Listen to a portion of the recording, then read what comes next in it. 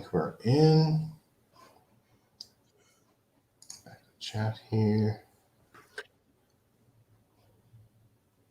All right, everybody. Welcome to my page. Oh, yeah.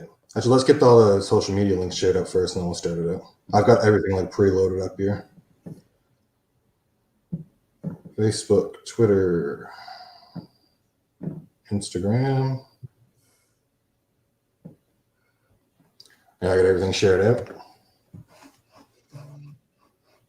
There you go. That was quick. Yeah, I had them all like pre-ready to go. All right. Let's see here. Hey everybody, how's it going? Welcome to episode 1 of Camp Blood Live. My name is Josh, and tonight we've got director Peter Anthony of Friday the 13th, Roseblood. How's it going, man? How you doing? Good. Good, man.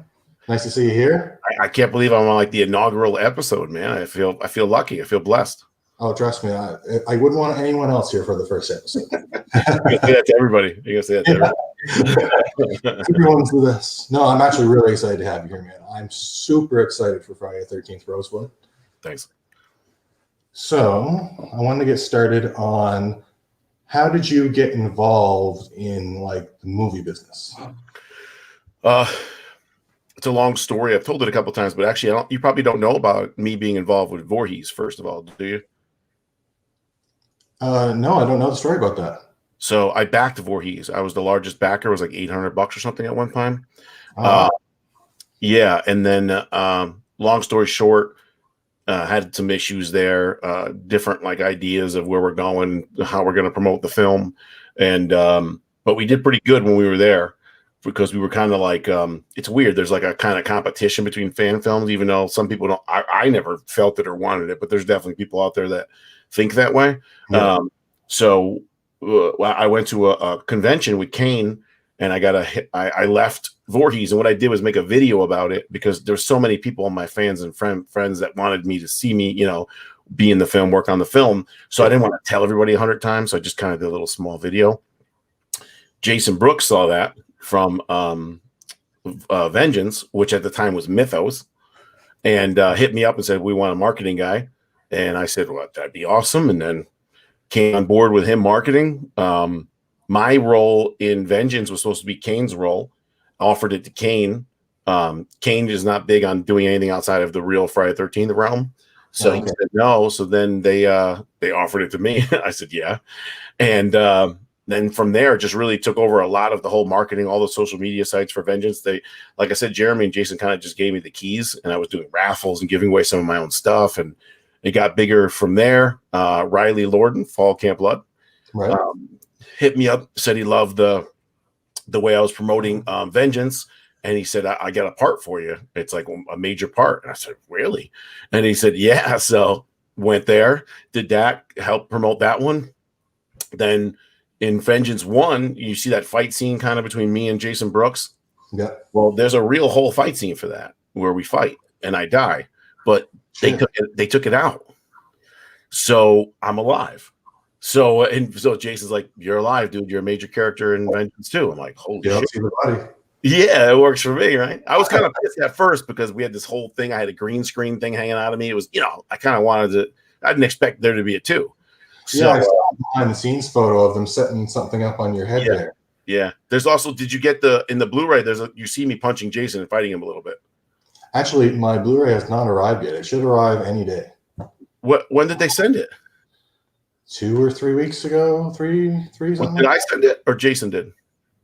Who runs the official Vengeance page? It used to be me, but Jason kind of did it once in a while. It's probably me. Okay. Yeah. It was probably about 3 weeks ago that I sent the order in for it. So I thought it would be. It'll probably be here by the end of the week, I would imagine. Let me know if it's not. Oh yeah, for sure. Yeah. So Vengeance 2, and then one day Part 7 is like one of my favorite ever. So, and if you see the character has a weed eater there, yeah, they never made that weed eater. That's made by Anthony Kane to fit that figure. It's actually made of wood. Made. That's pretty great. I brought that to Kane. Kane signed it, and he also signed the Jason, so that's in there too. So I was kicking the idea around to Jason and then Riley one day. Really, Riley, like, what if we make a Part 7 continuation? Just joking. you know? And he's like, yeah, that'd be good. And then I was like, boom, boom, boom, boom. If you know anything about me, I'm pretty serious about everything I say. So I went into started coming up with diagrams and scenarios and buildings and who's going to be alive, what characters. And I got back to him. He's like, holy shit. And then I said, okay, I got some more ideas. And boom, boom, boom. I said, well, you know what? Why don't we do this? And why don't you direct it? And then he's like, okay, fine. And then the next day it was, this is all the props I have. This is the weapons. This is the angles of the camera. This. And he's like, why don't you just direct it? And I was like, what do you mean? I didn't go to school. I don't even know how to do a camera. He's like, you don't have to know anything like that to be a director. A director just puts people in the right positions to do things and is organized. So that's kind of like me. So he's going to be director of photography. Jason Brooks is going to help out. There's going to be another director on scene. There's going to be 2 or 3 cameras. We used to have the old shack from Vengeance, but now Sean Lutz is building us a 60-foot by 30-foot wide building. Yeah, layout for it. So some of the rooms will be other rooms, like there'll be dual rooms in some of the rooms, so on and so forth. So I just kept going from there, and they're like, wow, you're doing good. And I did the script a little bit, and then, we did the Indiegogo, and I thought I'd get maybe 20 grand. I'd be happy. And we were going to shoot at the same time as Vengeance. Yeah. Then Jason said, don't go first. Either do the Indiegogo first and do your movie first. I'm like, dude, I don't even 60. It's longer now, but when the campaign ended, the 45-day campaign, 61 days before that, so the 45 plus 16 more days, there was not a script, a website, an Indiegogo, an Instagram, a Facebook, nothing, 0. So we did all that. The fans in 61 days raised all that money, and we didn't even get Lara until halfway through it. So how did you get Lara to join me? So it's almost like my fault. I almost blew it. So I hit her up and I said, hey, listen, I have this part 7. I want to do a continuation of Tina. No. She goes, okay, I'm going to call you. I'm like, well, okay. So she calls and she's like, well, tell me all about it. And I really wasn't ready because I didn't think she'd say yeah. And the idea that I had for her was just like a little quick flashback. Yeah. So I was like, well, this is what's going to happen. And this is the flashback and so on and so forth. And then she's like, okay, yeah. Yeah, I'll think about it. Call me whenever. And I was like, oh man, I lost her. So I said, stay tight. I'm going to rewrite it with you in it way more. So I rewrote it. There's 2 timelines. There's Tina now and Tina when she's young. Okay. So I rewrote it like that. Spent 3 days on it, hit her back, read it to her, sent it to her, and she loved it. She's like, this is the Tina I always wanted. She said she's turned down scripts over the years. That's right. Yeah, she called Kane, CJ, Ruby, Tom McLaughlin to ask about me, like my character, is the guy a joke or is he really serious? And they're like, no, I guess they gave me good praise. And then she came on board, which is, I don't even believe it. It's like crazy. Yeah, having Lara Parr back for Roseblood is going to be like super crazy. Like even without her, I was excited for the movie, but when you had that official announcement that Lara was in the movie, I was just like, wow. Now, did you back Rosebud? Are you on the I only asked that because there's the backer updates. Yeah. Did you see the update with the suit being made? Yes, with he was leaned down with the shit. Because the suit we had is from Cody Huskins, which don't get me wrong, it's an awesome suit. It just doesn't fit Jason exactly. So this one's being made. It's going to be silicone hood, so he can move his mouth. Silicone hands. The suit should be like worth around $14,000. Even though we're not paying that. Marcio Charlie's really helping us out, but it's going to be sick, dude. And made to the inch for Jason. Well, even the like original costume you had from Cody in the teaser trailer, yeah, like that looked really good. So when you get like the new one all together, I can't even imagine what he's going to look like. Then. Yeah, the mask. I love the fucking mask with the crack on it too. I just love it. Yeah, so I designed that with. That's not the whole mask is fiberglassmask.com design. But I said to him, I go, hey, let's do this. Let's put the crack from 7. I went and studied how it was cracked and went back and I gave it to him. And then he did the crack and I was like, whoa, it looks even better than I thought it would look. Sick. So you don't have to tell us how it happens or anything, but was the story of coming up with like how the mask gets put back together difficult? Great question. So at first, I never even had an answer to it. I had where it was, and it kind of made sense to what happened. But I actually wrote in some lines with why the mask is there. So the mask is on set because, as you know, there's a team that wants to really capture Jason. So they're almost have it as like a souvenir. They're like, we got this guy's stuff. He ain't shit. Let him come for it. Yeah. That's the whole mentality. And there's so many Easter eggs in it. Let me give you one live for your show. Let me give you one live. When Tina goes into the desk of Dr. Cruz, she pulls out a 45, and there's a journal behind the 45 that the mother later on reads. That I scoured the world for like 3 months for that journal. Couldn't find it. Then I go in to buy a journal. So when we're on set, if somebody wants to run and get coffee or food, we can keep track of everything, because you have to show you don't make a profit, when you do a fan film, because the rest goes to charity, which is Bryson. But and under other things was the journal. Oh my God. Brown leather ended corner journal. That's the exact book, dude. I'm gonna send you the picture when we get out of here. So that's just one of like 100 Part 7 Easter eggs that we have like in there. And like I'm gonna probably do a behind the scenes where I go over them all, because I think that'd be fun for really Part 7 fans to see, because I know I would love it. Oh yeah. For me, as many little Easter eggs and like nods to the other movies, I love that kind of thing. I love continuity. There's actually 2 other movies like woven into it. 2 other Friday 13th woven into it. So which I'm not really releasing it yet, but 100%. And then the Weed Eater, Jason Brooks and his son, Sean Lutz has bought it, and then they like retroed it, and that thing is sick. So have they updated like the one from the trailer that we saw? No, that's it.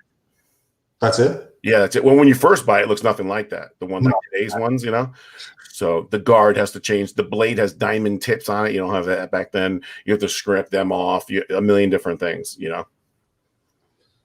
So are you trying to so Jason's going to use this, what is it? The weed? Weed Eater. What I think. Are you trying to get like as many weapons from New Blood as possible to show up in Roseblood? Exactly. Okay. Remember, I don't know if you remember, I posted a picture with all the weapons from the deluxe figure. Yes. The white picture with all the weapons. So every single one except for one is in there, which is the knife. So the knife is more like Michael's thing. So even though he did use the knife in 7, it just, we don't need it. We'll come up with something better. Yeah, he's got enough of his own unique weapons for that. Yeah, his hands. I mean, who killed nobody? Even Michael, when he kills with his hands, is more like a one squeeze kind of thing. Jason's pretty creative with the hands. Well, I feel like by the time Michael ever even did like a head squeeze, Jason had already did it. Oh, for sure. Michael wasn't even super strong until Jason was super strong for a couple of movies. No, I think it was Halloween 4 when he first started like busting through doors and head crushing and stuff like that. And correct. And then Jason had already been doing that. So Friday 13th 3D. So yeah, even in 2, no, not in 2. I'm sorry, 3D when he squeezes the guy's eyeball. And his eyeball pops out. So bad looking. So that's what I wanted to get into. How did you first come into your love for Friday the 13th specifically? Like out of all the other horror franchise that you could be working on, why is it Friday the 13th? So I go to cons and conventions and such. I only started going in 2013, I think. It's the first one I went to, 2014. Just always been a Jason dude, man. Even since I was little, I used to always watch Jason by myself on USA Up All Night or on HBO. I'd sneak out and watch it downstairs. Always wore a mask. I was Jason every single year for Halloween. So even all my shadow boxes, Part 3's in front of me. Everything is a Jason thing. There's no other people. There's no other actors. There's no nothing. And there's a plaque on every single one of those with the Jason signing it for that movie. So Jason's always it was like an anti-hero. Like I was rooting for him when you weren't supposed to. So if I was ever going to do a fan film, it's Jason. I mean, I have a couple other little things. I have the Phantasm Ball signed by everybody. Oh, some unique things, but it's just, I don't want to start collecting a million things because then you never finish what you're trying to do and you're all over the place. And then you start getting pops, at least in my opinion. How many pops you got to get? There's 800 million of those things. Yeah. So I just want to finish what I wanted to finish. I still got to put a million things in the middle right there. So I have the video game for PS4, sealed, graded, signed by every Jason. Oh shit. I have the Nintendo game signed by every Jason. Jason, have you? Say again? You've met every possible living Jason, have you? Except for Brooker. Yeah. Yeah, Part 3. Not Brooker. Brooker. Sorry, I keep saying I think in our movie. I met. He died like right before I went to my first con. Yeah. Yeah, and Steve, I was friends with for a while, and then he passed away right after Vengeance. Hey, you worked on a documentary for him, right? Correct. Did you see it? You're a producer, right? Yes. Yeah. Did you see it?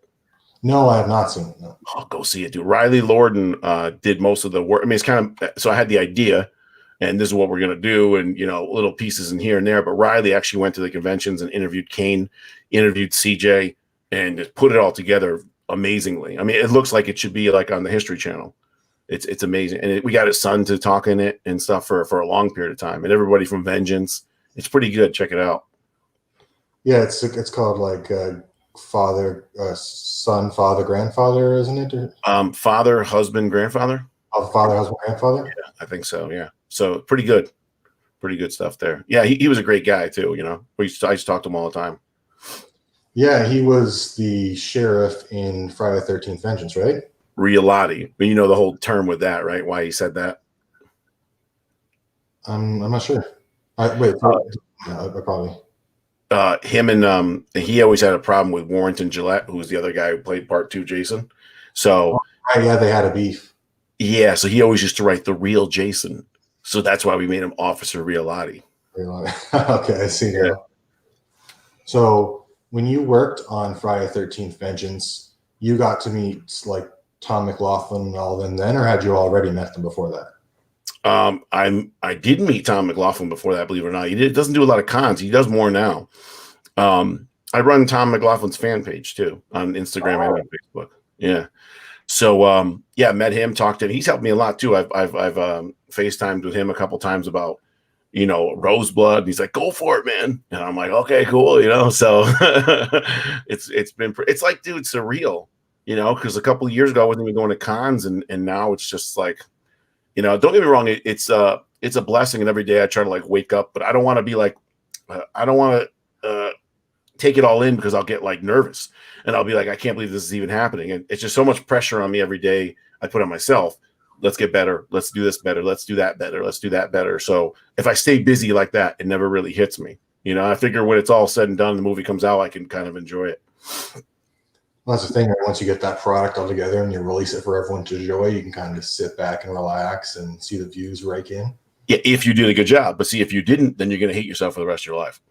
That's true. Yeah, if you cut corners, and you'll probably always regret it when you go back and watch the movie. Like, oh, I could have done this, I could have done that, and I didn't, sort of thing. Right. Now, with the money we got, I don't see that happening. And Sean and Jason and Riley, we're not going to let that happen. It's the only way that you happen sometimes is you don't have enough coverage, or you couldn't do this or that because money. But we got a lot more than we thought we were going to get. So and we put that all back into the film. We bought another camera. We bought a gimbal. We bought a slide. We bought sensors. We now have a half wall where we'll be shooting from one wall through a wall into another room. Pretty cool, right? We're cutting one of the walls in half. We're gonna have an overhead shot from one room into the next. Like, really, I added 2 really, really special effects kills with like body parts and skin that weren't in there now that I can afford it. So like every time a fan spends more money, it just goes into the film. Well, the Indiegogo really killed it, didn't it? Like, it went above and beyond not what I thought. I thought it was going to do great anyway, but it did really, really good. More than Vengeance. 52.5 it got from, and I only wanted 20 in 45 days. Vengeance was 60 days. So your original goal was 20 and you got 50, over 50? 52. Yeah. 55? Damn. In 45 days. Yeah, because the other one was in 61 days or something like that, wasn't it? 60. Most people's are 60. Some people are 90, and some people do 3 or 4 or 5 campaigns. So this is just one. I mean, we'll probably do another campaign when the movie releases, because it's weird. Same thing with Vengeance. When Vengeance came out a year later, Jason just finished it a couple months ago. He did another campaign for the movie, and it got 20 grand worth, because in that time there's so many more people that get reached that find out about it. Because no matter how many interviews and stuff you do, you'd be surprised how many people don't know about these. Well, yeah, it's like I didn't know anything about them until I started my channel until recently. Like I had heard here and there about, I think I'd heard about like Voorhees before, and I'd heard about Vengeance, like just to see it kind of thing, but I didn't like, I never thought that Friday fan films could be as cool as they actually are. Like I'd never got into that world. And then when I hopped into it and I saw Voorhees and somebody sent me, they're like, "Hey, watch Vengeance," and I was like, "Oh, what's this?" And I watched it.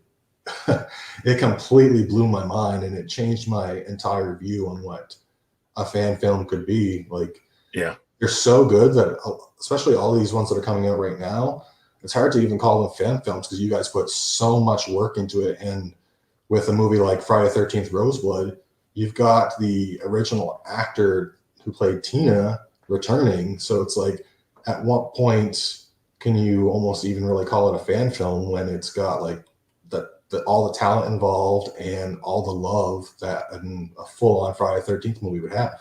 That's funny you say that, because that's the word she used too, the passion and the love. Because when I wrote her in those 3 days, I kept thinking legacy. Don't mess up her legacy. Like, keep her within character. What would she be 20 years later? I'm sorry, 30 something years later. What would she be? So or 40 years later. No, 30, 80, 30 years later. 80 32 years later. Yeah. So how would she still be? And then what would she be in character a year after? Like, would she be downtrodden? Would she not have makeup? What would she say? Would she no longer be Sweet Tina, right? So there's all these questions that you have to figure out her arc before you even write it. Where do I want to go with this? How do people react to her from this? So that's kind of what I did. And she said that she's been given, this is her words, like 20, 30 scripts for part 8 she was given for, and she declined it from Paramount. I never knew that. Yeah, and she wrote one, she said, for part 8 that they declined. See, her part 8, what she said to me, and she said it in an interview with Riley on Slashing Cast. Remember how in part 2 they killed off Alice right away? Yes. Well, see, Alice didn't know that. They said, we're going to bring you back for part 2, and here's the contract, sign it. And she never knew that they were going to kill her like that. Oh. So what Tina was concerned with, Lara was concerned with, was they were going to bring her back just to kill her off, and she didn't want to do that. No, I don't know. She asked, I guess, and they wouldn't tell her an answer, which pretty much means they're gonna. So, yeah. Well, you wouldn't want an iconic character like Tommy or Tina to come back just to be killed off. Unless it was super iconic, I guess, and they were okay with it, Yeah, I mean, there's like, for example, there's a Scream 5 coming up soon, and Neve Campbell's returning as Sidney Prescott. Yeah. And as a Scream fan, I'm like incredibly scared that they're going to bring her back and kill her off just for the sake of not having done it for the first 4 movies. Right. And even if they don't kill Sidney off, there's 2 other characters, actually 3 other characters in the movie who are returning from previous Scream movies. Yeah. And I feel like they're going to definitely kill at least one of them off. And I know they have to, but I always hate seeing a surviving character from a previous movie get killed in the next one or get killed in one later down the line. Well, you thought that Deputy, what's his name, was dead at one point after what, 2? But then he lived, remember? In Scream, when he got stabbed in the back. Yeah. What's his name? What's the actor's name? Is that who you're talking about? Yeah, this goofy detective guy or deputy. Yeah, Deputy Dewey. Yeah. Remember, he looked like he died at the end of 2, or was it 2? Yeah. Well, he got like super stabbed at one point in 2, and it seemed like he was dead until like the very end. I'm okay with that as long as they're not actually dead. Like, just put them out of the movie for a while and then bring them back and have them survive at the very end.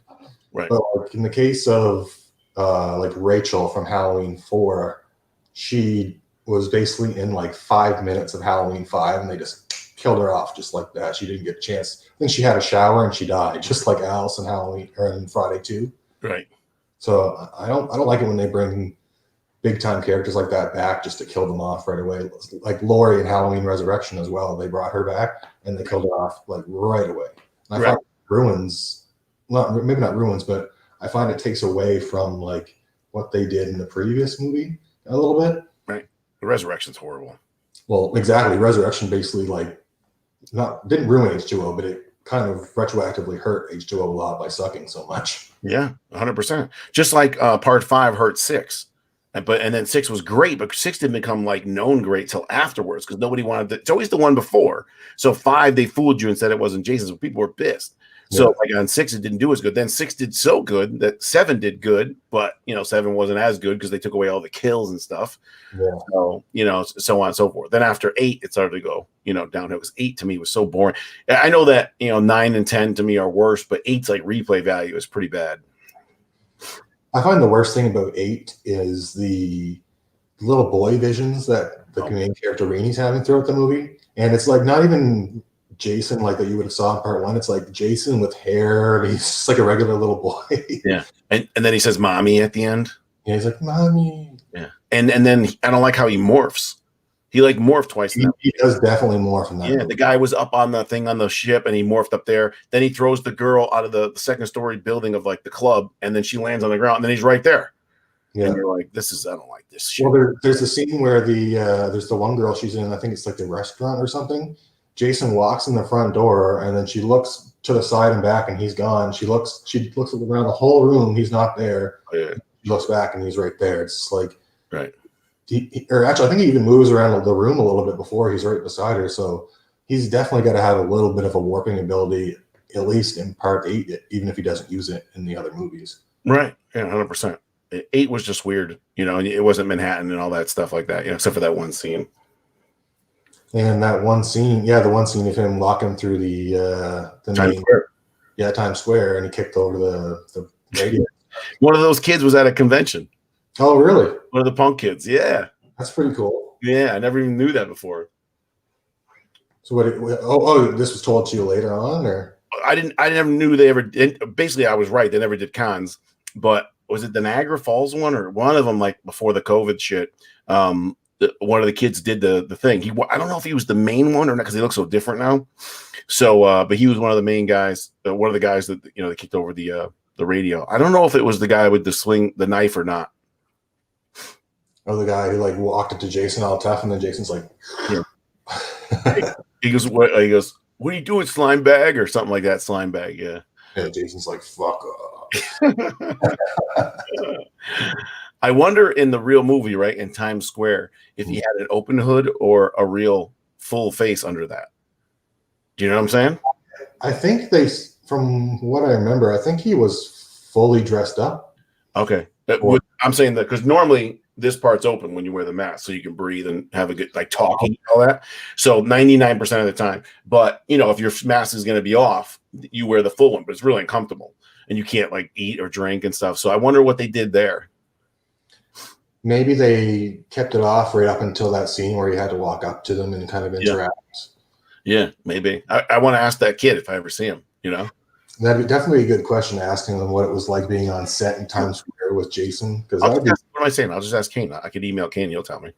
Yeah, that's true. He was definitely there. Yeah. It's crazy, actually, to not know about it and be walking through Times Square and look over and they're filming Friday the 13th, part 8. Yeah. Imagine how much money it costs to shut that down, Times Square. Oh, that's probably where the whole New York budget went to. Exactly. If you listen to behind the scenes, they talked about they were having Jason fight on Brooklyn Bridge. They were having him in Madison Square Garden, like a whole bunch of shit they couldn't do because of money. I almost wonder if they had not done, I suppose they had to get the Times Square scene in, but if they had maybe done like a Statue of Liberty shot instead kind of thing. I think that too. Yeah. Maybe that would have been, to get a couple smaller things in would have been cheaper than having like the money shot of Times Square in the movie. It had to be like $100,000 an hour just to shut it down, and cops and oh my God, it must be so expensive. Absolutely. They should have charged all the extras to be in the movie. Raise money. Crazy. The only other thing I would say about Manhattan is the ending is the biggest dud for me, where they're in the sewer and he gets all hit by apparently the toxic waste that goes through New York. His face. He looks like a fucking a pumpkin. Yeah, he looked like a great pumpkin. Yeah, and then he says, "Mommy." Then he pukes water. Then toxic waste hits him. He's not alive. So what would it matter? It doesn't kill him. And then if the waste was that close to burn him, then it would have killed them too. Yeah. And not only that, it hits him, and then he becomes like a boy. Little boy? Like, what was that? I don't even mean to, like, I don't even know. But now that I'm in writing and creative process and stuff like that, like, I can't imagine somebody saying that, like, to me and me being, well, yeah, great idea. Let's roll with that. I can't even fathom it. Well, especially coming off of Jason Lives and the New Blood, it's weird how they would decide to, I don't know, kind of like we were talking earlier, they kind of cut corners and just saying, oh, well, we can't afford New York, so let's just set the whole movie on the boat. Right. And that's that's most people's huge complaint is that they don't like any of the boat stuff, which I'm actually fine with. But Yeah, it definitely does bring down part 8 a lot. you just didn't expect it, you know. No, well, when you hear Jason Takes Manhattan, you expect him to Yeah. be for most of the movie. Yeah. Although I don't know how they would have wrote that into the story, him like just being in Manhattan without the boat. Right. It's weird. Who knows? I mean, there was an original script, I guess, like you said, but just weird. I don't even know. They were supposed to put that in the game, the Lazarus. Actually, I kind of wish they did, because the maps they have are a lot of fun, but I find like after you play them over and over and over again, they just kind of get to be not the same, but Right. like when you're in a cabin in the woods and on part of the map, it all kind of looks like the same area. Right. I wish they had got the boat in, and also the ship from Jason X. I forget off the top of my head, the Grendel, I think it's called. The Grendel. Well, you seen the gameplay with the Grendel and Jason, right? It's actually out there. They just never released it. Yeah. I saw that there was a DLC kind of future road release trailer for it, but they never got around to putting it Well, there's people, I know people that actually play the actual map, the Grendel map, with Jason X. And there's people who play Jason X on the regular game because they broke in the game. It's actually loaded into the game, just not released. Oh shit! Yeah. So when the lawsuit happened, did it completely prevent them from releasing it because it was paid? Could they not? They just weren't allowed to even release it for free, or They weren't. No. I guess not. I guess they didn't want nothing to do with it. But you got to imagine you already paid for the game, so he's in the game, so you already paid for him anyways, I guess, right? Or I don't know exactly how it works. They just didn't want to get in any more trouble. Yeah. So, and what it is you had to cease and desist, meaning you couldn't release new content, you couldn't make new NECA figures, you couldn't do anything like that. So even though they had pre-made it, they couldn't release it because then they'd have to promote it too, you know. Then it'd have to be a DLC and all that stuff like that. So I think that's what happened there. But I mean, they screwed up anyways. If you look at their little roadmap they had, they were so far behind on stuff. Remember they were supposed to do Paranoia, where you didn't know which guy was what. Remember that? I don't think I've heard about that. No. Yeah. They did advertising for like months like that. And it was the blue chevron and the blue dot, and actually the actual Commodore 64 game, which I have sealed. The real Jason game, you just didn't know who Jason was. You all were counselors, but one of you was Jason. That was the real game from Commodore 64. Okay, that's pretty cool. Yeah. So you're doing a sequel to Friday the 13th New Blood. Is that safe to say that that's your favorite movie in the Friday franchise? My favorite Jason, for sure. My favorite movie is 4. Okay. New Chance. It's right there. I had Ted White sign the buck knife. You could kind of see it. Yeah. Right there. And then 6, then probably 3, 7, 2, like that. But I just love the way, and the way Kane looked back then. I was a teenager then, and Kane, the makeup, just everything. Him, Tina fighting him. That last 10 minutes, there's no better Friday the 13th part of any film that's better than that last 10 minutes when she's fighting him. And his stunts, he gets the fucking roof dropped on his head, and his face hits the stairs and bounce. There's like no stunt work there. It's just, hey, we're gonna drop a roof on your head. Yeah. And then he going down the stairs, and he jumps through the French window. He had to duck to get in there. He lands, and you only see the one eye looking at him and shit. Oh man, there was so many great stunts in that movie. I would imagine Kane came out with a few bruises after that one. For sure. I think he got knocked out when the deck roof hit him, and it took his face and bounced him down the stairs. If you look at it. Well, I mean, at least that's all that happened to him, with a roof being dropped on his head. It's a miracle. Yeah. Crazy. So what is it about 4 that makes it your favorite Friday? It's just likable characters. It's not like I think 2009 and Freddy vs. Jason are the most unlikable characters, especially Freddy vs. Jason. They're like throwaway characters. Where part 4 with Tommy and the sister and the mother and, Crispin Glover and all that, they seem like they're not forgettable characters. I love the way Ted White looked in it. I love the whole Tommy being like a horror fan and the video games and the masks, and Jason when he gets his hands split and he looks at it, and then that death by Jason, oh my God, that still holds up today. Sliding on the machete. It was just so awesome, that movie. And to me, it's the last time Jason was scary too. Yeah, because after that we had Roy in part 5, and it was kind of more of what we saw in the first or in part 2, 3, 4, but obviously it wasn't actually Jason. Right. Even though Roy was still able to do the door burst, like the jumping through the door, somehow Roy was still strong enough to do that. Right. And Tom Morgan was a lot thinner guy. Yeah, you definitely tell that he was slimmer, but he like if you don't know that it's Roy, like say if you're watching Friday 5 for the first time, you basically would think it was Jason up until the very end, unless somebody told you beforehand that Jason wasn't the killer in the movie. At least for me, like it's. You wouldn't know. I didn't like the way he looked. He looked skinny. He had the one piece on like Michael does. He never had that before.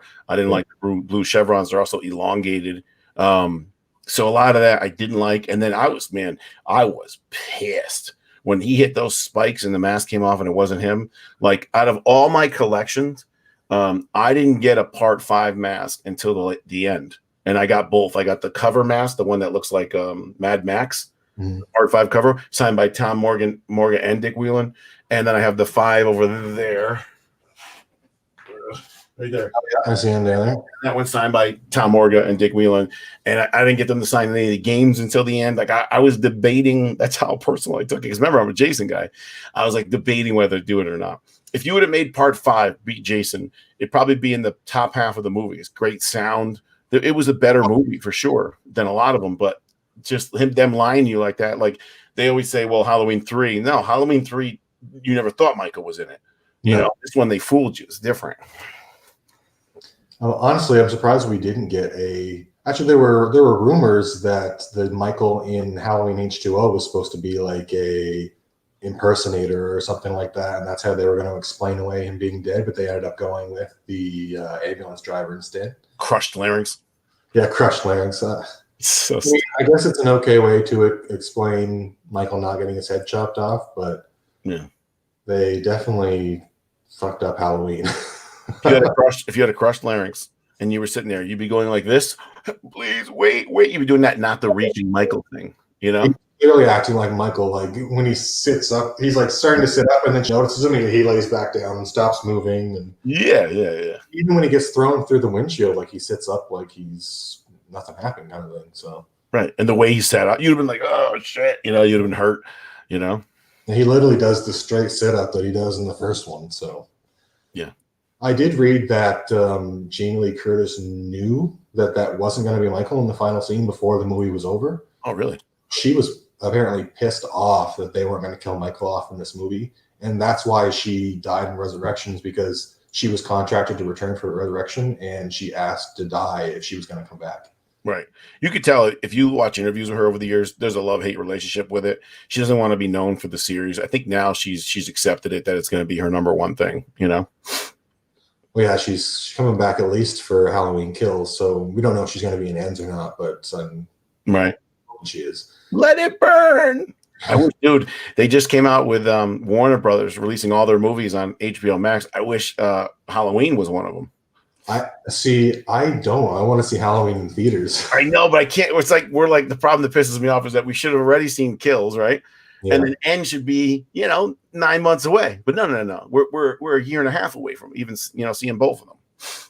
I guess on the bright side, it gives them some extra time to maybe work on Ends, like if there's something they want to change, or right. Maybe if they during the extra year they have before Kills comes out, if they watch the movie and they're like, oh no, we need to change something. Like maybe they'll find a mistake or something in the movie, because I know there were a few minor mistakes in Halloween 2018, but nothing like super crazy. Well, they should. Here's another one.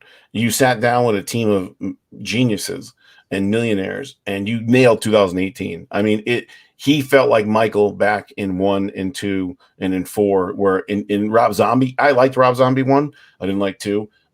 It still didn't feel like Michael. But in 2018, man, they fucking nailed it. But to come up with Halloween Kills and Halloween Ends, let's think about this. Again, you're in a board table, like I'm on with my people on the phone.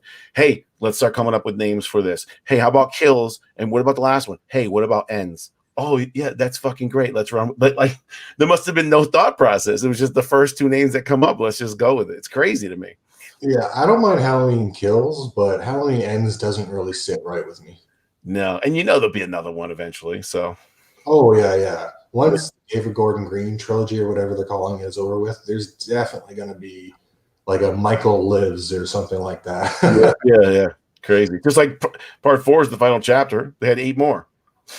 Well, final chapter, and then part 9 is the final Friday, and then we got Freddy versus Jason and Jason next after that. So And 2009. and 2009, yeah. But actually, I don't know if this is 100% true or not, but I remember I was reading a bunch of stuff about 2009, and I read that it was written to be like, obviously it's a reboot, but the script was written to be a sequel or a reboot. So they purposely left certain things like kind of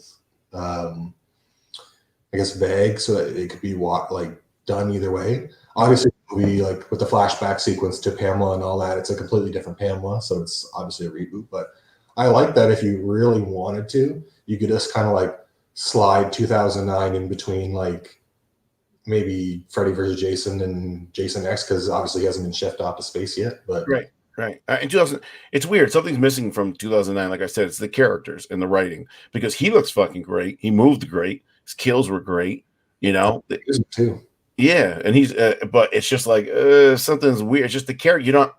You're not feeling for him. You know, like at the end of 4, Tommy, you're like, holy cow. And the 6, Tommy in the lake with the chain. Oh my God, he's gonna kill him. Like this one, you're like, who cares? They're all just replaceable in my mind. That's the problem. Because Mears was awesome. Yeah, no, that he was definitely a really great Jason. He was like a force of nature in that movie. He was running and being super brutal, and when he get mad, he'd throw shit out of his way. Yeah, I love the running thing. People like Kane always said he doesn't run. Well, your version doesn't run because 6, 7, he's dead. You know, but he ran 1 through 4 or 2 through 4. Yep. But I mean, to me, if you're 6'5" and 255 pounds and you can run, that's scary as shit. It's like you can't get away. Yeah. Like when he ran and he threw the axe overhead, that's scary. That's like amazing, you know? Yeah, and he had perfect precision too. Like, yeah, I know they had to have him hit for the movie, but it's like, where did Jason learn to do like perfect axe throwing and stuff like that? You know, if you go by the story, he lived in the woods. He lives off the land, basically. He would have to, otherwise he would be dead, right? That's true. I suppose in the reboot he would be technically alive, I guess, so he'd have to eat stuff. Right. Yeah, he's alive. He's just fucked up looking. Actually, the cool thing about the reboot that I found out recently, it doesn't really have to do with the reboot, but I was talking to Cody Falk about Voorhees. Yep. I was saying that his Jason looked a lot like the reboot Jason, like the way that they designed him. And he was saying that technically that like Voorhees takes place in its own universe. But if it was to have a movie that took place before it, he said that Friday the 13th, 2009 would be the movie. So I like that his movie takes place after that. And you've got your movie that takes place after New Blood and Vengeance, which is after part 6, and My Special Boy, which is after part 1, sorry. Yeah. I like we've got all these basically like fan sequels to all these favorite Fridays. Yeah, his 2009, the Voorhees one, he's like the dead 2009, you know, because he's like black skinned, and when his face came off, he's obviously not normal, you know, he's like dead. Oh yeah, he was definitely fucked up. He looked really good in that one. Yeah, he looked like a skull that was alive, kind of. But I mean, I think he was kind of undead in 2009 because they got him into that what is it, like that grinder thing there at the end? The wood chipper. Yeah, his wood chipper, his head went back into it and it cut it up. I don't know, maybe it didn't cut it up enough, but it seemed like it grinded it up pretty good. And then in the end sequence, he was able to bust up out of the lake and grab the chick and supposedly kill her. So, but is that another dream sequence? Who knows the way they go with those? Like part 2 sequence, the throwback to the original, I guess. Yeah, part 2. Yeah. Yeah, the director confirmed that was a dream sequence. So Paul's dead and the dog is dead.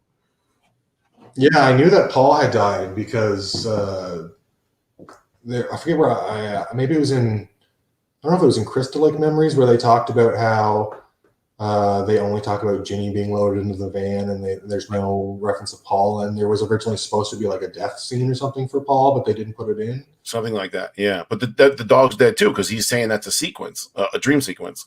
So that means the dog wouldn't have came through the door. You know what I'm saying? Yeah, it must be the dog that they saw in the woods earlier. Exactly. They had the name tag on it. Yeah. Yeah. Yeah. And that girl was underage. So she had a breast scene with her chest out, but she lied and they found out she's underage, so they had to remove it. Yeah, did that also kind of played into her death scene too, because she was having sex with Buddy and they had to remove some of the nudity and gore from it, right? Yeah, because her chest was hanging out. Right.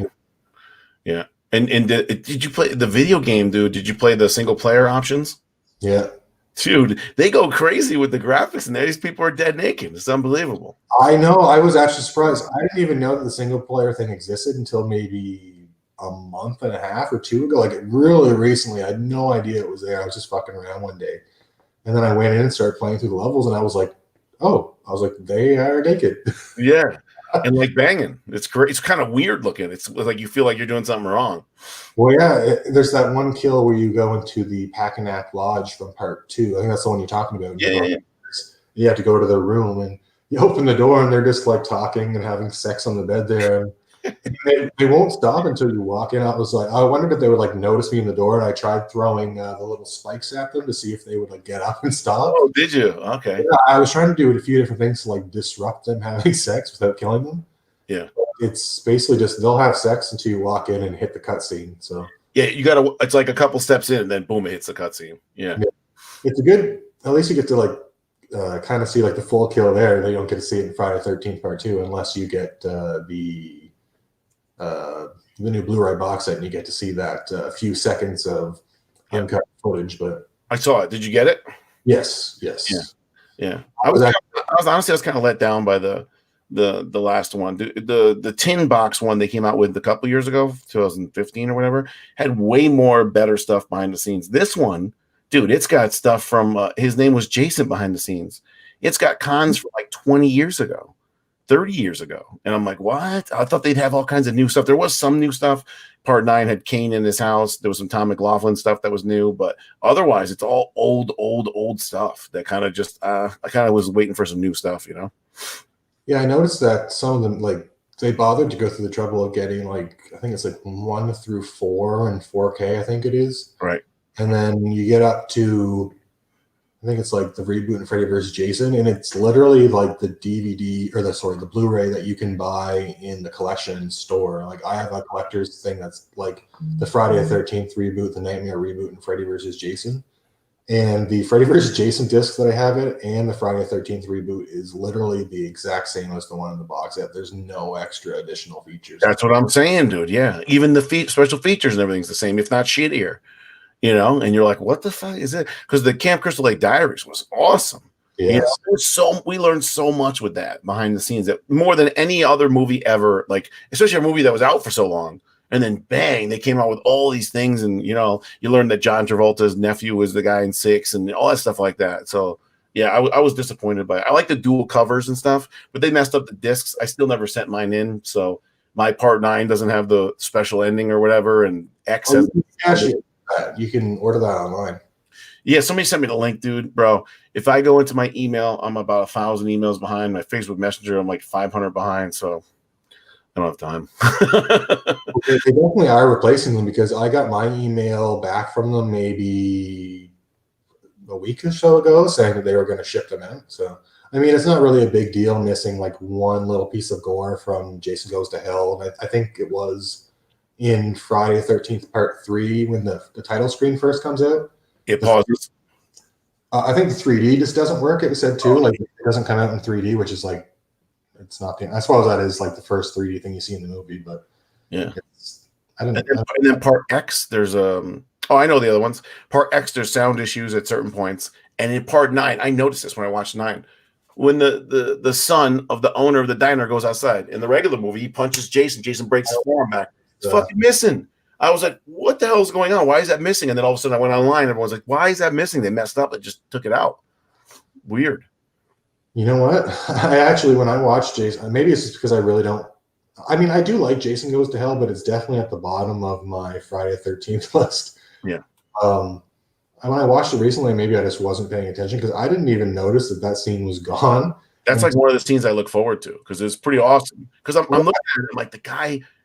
He has an arm, so it's not like the guy had a half arm. You know, I'm trying to figure out how they shot it. It's pretty awesome, you know, and it wasn't green screen. So, no, it's definitely one of the best, like, kind of gore scenes that the movie has. Yeah. And like, if you're going to watch Jason Goes to Hell, that's kind of what you're going to watch it for. Is like, there's a lot of good practical effects gore in it. Like when when Buddy transfers the Jason demon thing into somebody else and his body melts, decomposes. Yeah. Yeah, and decomposing, his jaw falls off. Like that's a really great scene in the movie, at least. Yeah, the guy burned on the fryer. the girl getting hit with a pan and she has the indent in her face. Yeah. It was, you know, I hate corny kills with Jason. That's why I had an issue with some things in 6, but that one kind of worked. I don't know, because you always just wanted her to shut her mouth, and that like kind of did it, you know. Well, even the kill in 6 where he like throws Buddy at the tree and there's like a smiley face. Yeah. To me, I don't know, maybe I'm just totally wrong, but to me, I was always thought the smiley face was already there and he just hit the smiley face. It wasn't.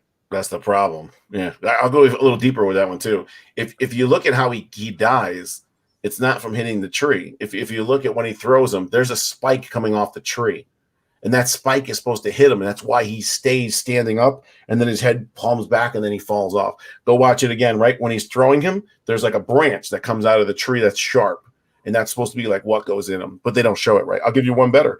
That last guy is the guy who had all the fishing gear and the belt. And there was a scene where Jason takes it off him and puts it on, but they removed it.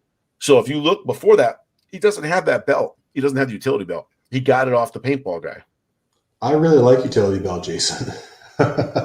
Did you know that? No, I didn't. I think I noticed that he goes from not having it to having it in the movie, but I didn't know that they had like a scene for him to get it from somebody and then they just cut it out. Yeah, yeah. It's like a weird thing that you would cut out of the movie. Yeah, and that's not Jason. That's not C.J. Graham, the one in the paintball scene. Oh, it's not. No, it's another guy. You look, the guy's kind of chubby. Yeah, that was the guy who was he was like a bar owner or something, wasn't he, for a bit? I don't know what he became, like one of the most legendary stunt guys ever. So he had a great career after that, but he was removed because they showed the dailies, and I guess his stomach was kind of jiggly and he didn't look right. So they put in CJ. And CJ, if you look at him back then, was a Chippendale dancer. And he was shredded and jacked. So, yeah, I do remember hearing about them removing that Jason for that reason. I always thought it was a little silly because Jason's supposed to be a big guy. I mean, they could just he literally just came out of the water. They could say he was bloated from being in the water. So I don't know. CJ looks better though with the traps. Oh no, yeah, like he looked really great. Don't get me wrong. We got CJ for sure. Yeah, being like a former bodybuilder, like I would watch him, like, oh yeah, he looks good there. You know, that's why I didn't like the part 5 Jason. I'm like, I wouldn't be scared of that guy. You know. Yeah, if Roy went up against like Jason from 2, 3, or 4, he would get absolutely destroyed. Maybe not 2, just because he's more normal sized, but you never know. That's true. He's a little smaller in part 2 when he's got the bag head. Yeah, Steve Dash was like 5'9", 5'10" back then. So, yeah, like 185, 190. And even when he fights Paul and stuff, it's like a struggle. Where in the other Jasons, yeah, he just destroys people, Oh, yeah. By the time of like part 6 Jason, there's no fucking around with him.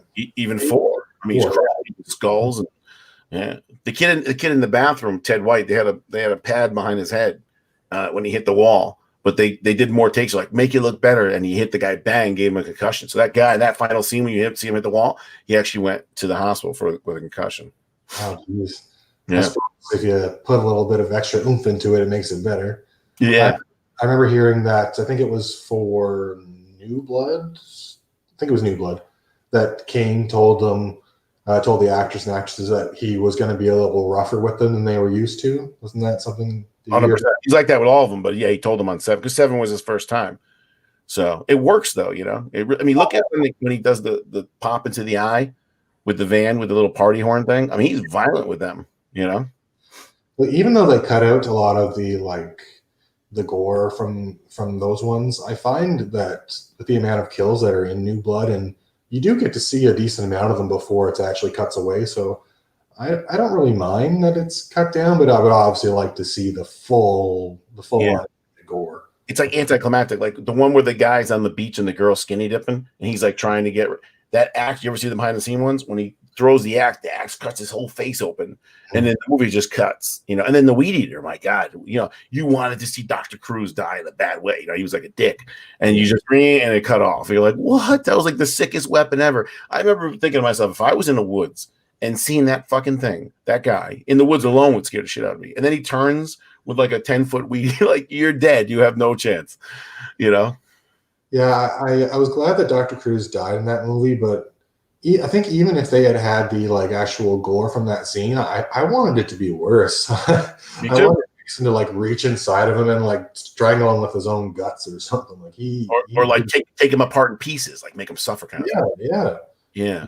There's a kill in the game where you like cut both their arms off, and then you cut their legs off, and then you cut their head off. And Yeah. I kind of wish that was the kill that Dr. Cruz had got, because he really deserved it, especially after basically offering Tina's mother up on a silver platter for Jason to kill.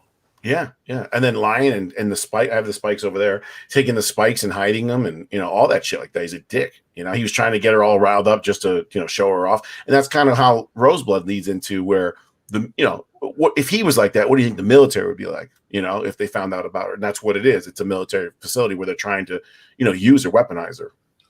So was Dr. Cruz working for the facility that you're going to have in Roseblood? No, because the facility is 30 something years later, Well, actually, it's a year later that they put her in there, but they kind of build the facility was there, but it wasn't for anything Tina related. It's, in my mind, it's they found his journals, they found some stuff, back and they realized what her power was. And that's the great thing about this story with Tina is nobody really knows what happened, because every time something happens with her, everybody's dead.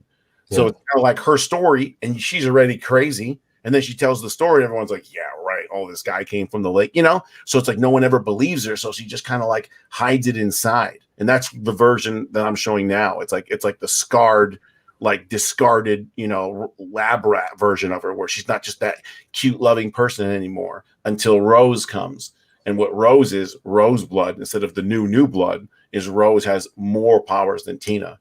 And they find her and they bring her into the facility and they try to use her also. And then they become friends. So how much did the movie change after you actually got Lara involved? Like, I assume there was an entire first script for the movie before she came in. Dude, I can't say it now, but when it's over, oh man, the ending I had was completely different with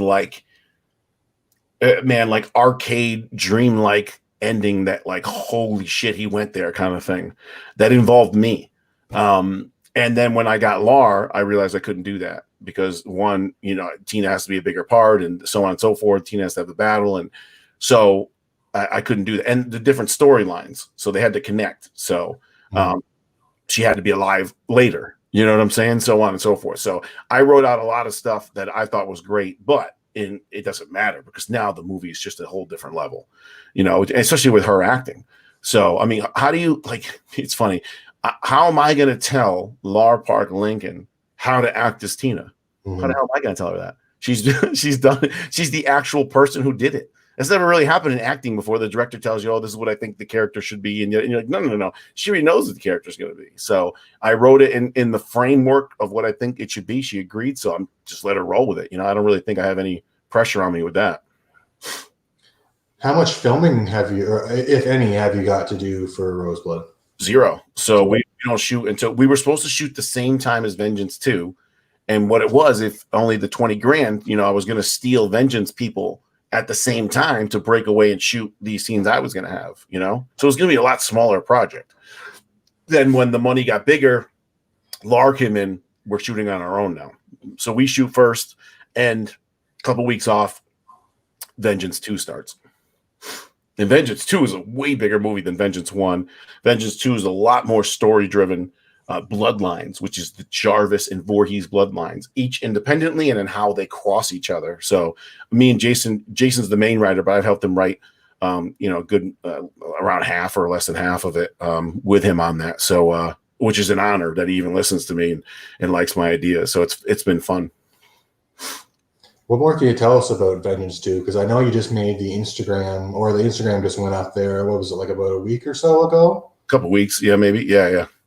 I can't tell you too much because Jason, last time I talked too much about it, he tried to kill me. So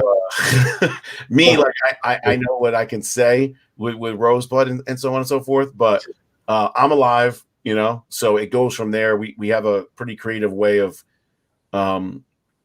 there's a lot of holes in one, and not just holes, like things you just didn't know or they weren't explained all the way. So we're filling that in. So we're gonna explain what happened at these parts at 1 and why, and then going forward into 2. So and I will have a showdown with Jason for real, and there will be a clear-cut winner for sure. That's gonna be pretty awesome. Yeah. I was gonna say Vengeance. Shoot, I literally just had it and I lost it as I was hearing you talk about Vengeance.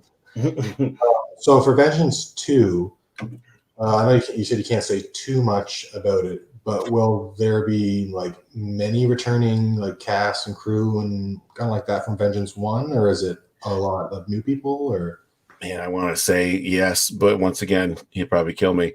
Well, I'm coming back. So there's other ones that I would think would be obvious, but I won't. Sanaya, which is coming back, who's the young Jarvis daughter. yeah, Um, I was so worried in the movie when she got there near the end. That's spoilers for anyone who hasn't seen Vengeance yet. But when Daddy Jace or Daddy Voorhees comes up behind her and stabs her, I was like, oh. yeah, that's Kelly. So Kelly, and then the younger sister is Sanaya. Oh, okay. So Kelly might not come back for Vengeance 2. Interesting. Yeah, I'll leave that up to Jason. So, but yeah, Sanaya, me, Jason, the Gravekeeper, Tom McLaughlin, CJ, which is Elias. So that's, I mean, everyone else. That was there 41 kills in that movie. So it was over 40, which is crazy. Kill count on it, I think it was 41 or something. And I think they counted me. So maybe, or they didn't count me, 42. I don't know. I think they counted me, so it was 41. So it really would have been 40. Yeah, I would imagine was there an official kill count for Vengeance, or was it just somebody who did like a count of the? Oh, somebody. Well, I guess nothing's official with a fan film, right? But some guy went through and did it, and he showed them all, and he was right. So whatever his number was the right amount. I figured he might have like counted all the alive prisoners when he saw them, and then just kind of counted them all as dead because Jason went through and just brutalized them all. He did, which they did die. So everyone except me. So, and there was more scenes of that too that got caught. I don't have the Blu-ray yet, but is some of that extras in the like special features and stuff? Or? A lot of it, including Nick the Zombie. Nick the Zombie's an actor. He's missing his arms and legs, and in the movie, he's such a cool dude. He's part of like another body, and he pulls away from his body. The rest of his body's left behind. I don't know why that wasn't in the movie. It was such an awesome part, So that's in there. Me fighting Jason's a lot in there. There's a ton on the behind the scenes. It's a whole nother disc of like an hour and a half. I definitely plan to watch it all as soon as it comes in. Like I've been holding off watching Vengeance until the Blu-ray came in, but I've been like dying to watch it again. Oh, so you never seen the whole movie? No, I've seen the whole movie. I did like a full reaction on the channel, but I've wanted to watch it again. Yeah, and I've just been kind of holding off, and I've got a friend that I actually want to watch it with me. So as soon as the Blu-ray comes in, I'm going to not force him because he wants to watch too, but I'm going to watch Vengeance again because I've been dying to watch it since I first saw it on the channel. And Vengeance too, we were the first fan film we added Spanish to it, so it was Spanish subtitles. We paid extra for that. So in Roseblood, I'm probably going to do a couple different ones. I might do Spanish, I might do Chinese, I might do I don't know yet. There's a lot in Europe, so I'll have to pick some other one, maybe French because Canadians and stuff. So I don't know. So I'm going to add. It's a certain amount of dollar figure for every language you add. It's funny. Some of the languages are way more money than like Mandarin is like 3 times more than Spanish. Yeah, I heard it costs quite a lot to get these subtitles done. If you look at percentage of the DVD, it's like 20%, so 10 to 20% more of what the cost of it is for the subtitles. And what you got to do too is you provide them the exact script, or thank God we have it on YouTube. You give it to them on YouTube so they match it exactly.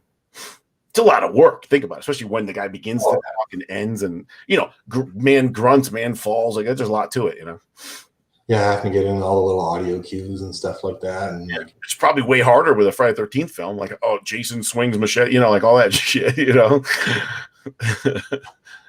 Yeah, they would also have to have like Harry Manfredini music starts. Yeah, stuff like that. Yeah. So you're working you're in Fall of Camp Blood. Yep. How much can you say about that movie? I can tell you more about that one. So, Rob Dyer, Dear Dyer from part 4. So, yep. and then Sandra from part 2. Yeah. So that's my brother and sister. Yeah, in the trailer, I saw that Buddy was like disrespected you and saying that they deserve to die, and you don't take it very well. No, that's Jonathan Ivey. He's an MMA legend fighter. He has like 150 fights under his belt. Fought Ken Shamrock, so on and so forth. And you get to smash a bottle over his head. In that, we just became friends and stuff, but there was a huge thing on that. I don't know. Did you ever see pictures of me with a cast on my arm? I don't think so. No. So in that scene, I swing a fake bottle, right? So when you hit him with the fake bottle, the breakaway glass, you can't really swing hard because it's so fragile. When you swing, like the neck would break off. It'll break. Yeah. So what happens is I have to take a real bottle and I have to swing it as hard as I can, like right next to his face. Like, so we do like multiple takes like that, right? And then the last one, I went, okay. And I told Riley, I'm like, dude, my shoulder's gone. And he's like, what do you mean? I'm like, it's not there, dude. It's completely gone. So, he's like, what do you want to do? I'm like, I'm okay, dude, whatever. And I wasn't okay, but I just didn't want to ruin the film. I mean, so many people were there. John Ivey drove like 11 hours and shit. So now I got to grab, if you look at that take, Riley took the lesser take. Now, when I say lesser, I mean my arm. So then I had the bottle, right? There's only like one left or two left. So when I go to swing that bottle, go watch that scene again, I can only get my arm to right here. So I kind of go like this when I swing it. Because, I popped 1, 2, 3 off the bone, and I rolled my bicep off the bone to my arm. I dislocated my shoulder, and I pulled my trap. So it's not even like a pain thing. My arm's not working. So then the next one, I kind of winged it a little higher now, and there's way more fight to that, where like I have to swing and we have to roll around. And then I went back to the hotel. And then it really got bad because now I sat down for like 3 hours. I had to go back at midnight to the dock. We had to do another scene where I'm swinging an axe. Dude, I was in like throw up, pass out pain. Came home. I had a girlfriend at the time, and she seen me. And she's like, what the hell's wrong with you? I'm like, I had to take my shirt off. I couldn't even get my contacts in for the plane to come back. And then the doctor saw me, and he's like, you tore 4 tendons off. He's like, I don't even know how the hell you're here. So, like, I don't know, a week later, I had the surgery and they put all 4. They had to cut through my whole chest, through my armpit, through my chest, cut my chest off, put it all back, put the bicep back, and then sew it back on. That probably stopped you from going to the gym for a little while. Yeah. Oh, yeah. I haven't even really been since then, to tell you the truth. Well, I would imagine ever since getting your whole chest cut off and put back. Healed pretty good. Like in about 3 weeks, I was moving it pretty good, and now my range of motion. Most guys can't touch their back like that, so he healed it pretty good. This one's kind of messed up now, so I'm gonna have surgery after Roseblood and Vengeance 2 on this one, but nothing like that one. That one was different level. Gonna give yourself a little bit of a rest when you play. What is it, Sergeant or General Brackbauer? Brackbauer. Yep. Give yourself a little bit of a break when you play him in Roseblood. Exactly. Like it's not. I'm not. I am kind of a major character, but I'm not physically doing anything. And the major characters are Tina, young Tina, old Tina, stuff like that. So it's a kind of a break for me, where I don't have to promote myself or really get crazy. Because honestly, for me, I'm playing a mean, egotistical asshole. That's pretty much me every day. So I don't have to really go. I don't have to reach real far. For it's not like I'm crying or playing some gay character that's really not me, or something. So it's definitely not a reach for me. So me in a suit, being mean, telling people what to do, that's like every day. So so I don't see that being that hard. Yeah. So you tore your shoulder, basically tore your shoulder, not your shoulder, but you basically tore your shoulder on that Fall Camp Blood. Yeah. Is that all you're doing for that movie? Is that movie completely filmed now, or is you just done your part for it, or? It's done. So I believe it's 100% done. He said he's going to release it in the first quarter, meaning January to March. So we don't know exactly yet. So, but it's done. I've seen a lot of scenes behind it. It looks pretty awesome, dude. And Brent Edgett took over as he wasn't the original Jason. The original Jason actually moved, got another job and moved away. So Brent kind of filled in. But now the way we reshot scenes, because we had to reshoot scenes because of my shoulder, Brent's probably Jason in 75% of the film, if not more. That's pretty great, though. Yeah. Yeah, Brent did a great job, man. He did a great job on the set with makeup. He really cared. Bro, he saved my life in one scene. It was so cold there in the final scene in the barn. It was like 22 or 16 degrees outside, 11 with wind chill or something like that. I have a t-shirt on. I have a hole in it in the front, a hole in the back. I have cold blood on it. And then we're outside in like a blizzard snowstorm kind of thing. And not a snowstorm, but just so cold. And I had to do line after we were out there for hours. Man, I was so cold. I just wanted to quit. And Brett would come over and like warm me up and throw like jackets on me and shit and to get me through it. Because I was the only, everyone else had jackets on and stuff. And here I am in a t-shirt, you know, with all this. They had to keep putting the blood on me when it was freezing. So I was telling you, man, that was to me, that was worse than the shoulder. I swear to God, I hate the cold. So are those like your two worst stories for things that have happened to you while being on set? Yeah, on set for sure, 100%. Sometimes dealing with people, not really the sometimes fans or just certain people on the movies are kind of, you know, I don't get along with people that are full of crap. So that's, I've had a lot of issues with people like that. But on the set, yeah, on the sets, filming is great. Honestly, it's long. You hurry up and get ready for nothing. You know, hurry up and get ready and sit around. That's kind of how it is. But then you got to go, and it's fun. It's fun. It is a little, and I don't mean to complain because we're lucky as hell, but it is a lot more grueling than you think. You know, it's like, okay, especially for the real in-depth actors, like the girls in Vengeance, like you sit around 6 hours, okay, boom, you got to cry right now, go. You know, that's not easy. You know, not everybody can do that. Especially if you got to do like multiple takes too. You got to cry every time. Multiple takes. That's why, like, you're doing 5 to 10 takes. Mm-hmm. You know, different coverages, or they didn't like the way you did it, or the lighting was wrong, or somebody made a sound in the background. Like it's never one take ever. How much of the filming were you around for Vengeance? I was there 9 days or something. How many days was I? No. Was there 5 days, 7 days, something like that? I was there 3 different times, but I wasn't there for the majority of the filming. I was the whole prisoner scene. I was there a day before and a couple days after. But majority not. I mean, I wasn't even really an actor at that point until they asked me to do the part, and I was just doing all the marketing and the website here from Connecticut, and you know that's 3,000 miles away, so I wasn't on a lot of it. That's why when we watched I watched the behind the scenes. Most of it was new to me. You know, it was pretty cool. I learned a lot. Yeah, I suppose that's a little bit of a drive or a fly to work for too long on a movie. Yeah, back then, you know, flights are pretty cheap now. Back then, it was way more expensive. Yeah, speaking of like flying now and working on them now, are you anticipating that filming Roseblood during the pandemic is going to be really difficult for you? I'm so scared. Hopefully Seattle's one of those like a New York where they're gonna more shut down than not. Yeah. So so far so good. I don't think they're going to stop flights at this point. You know, flights have been going for a while now. I don't really think it's going to end. So that would be the only thing, because we're shooting on private property. So Sean Lutz's property and our building and our stuff, and hotels are still around. So as long as the flights don't get banned, I think we're fine. And, you know, we'll be precautions. People want to wear masks, they can wear masks, like, you know, sanitizer, all that stuff like that. But yeah, you know, it looked like it was going away, and now it looks like, you know, coming back, kind of, at least the fear coming back for sure.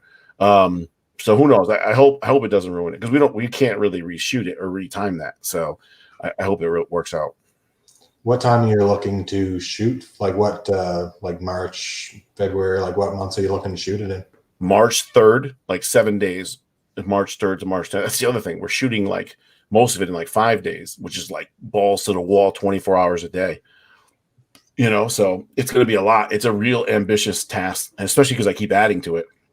But I have people coming in on certain days that are doing certain things and then leaving, because you don't have a lot of room in that building. So we'll see. We'll see. I'm pretty organized and I have everything figured out, how much time it'll take.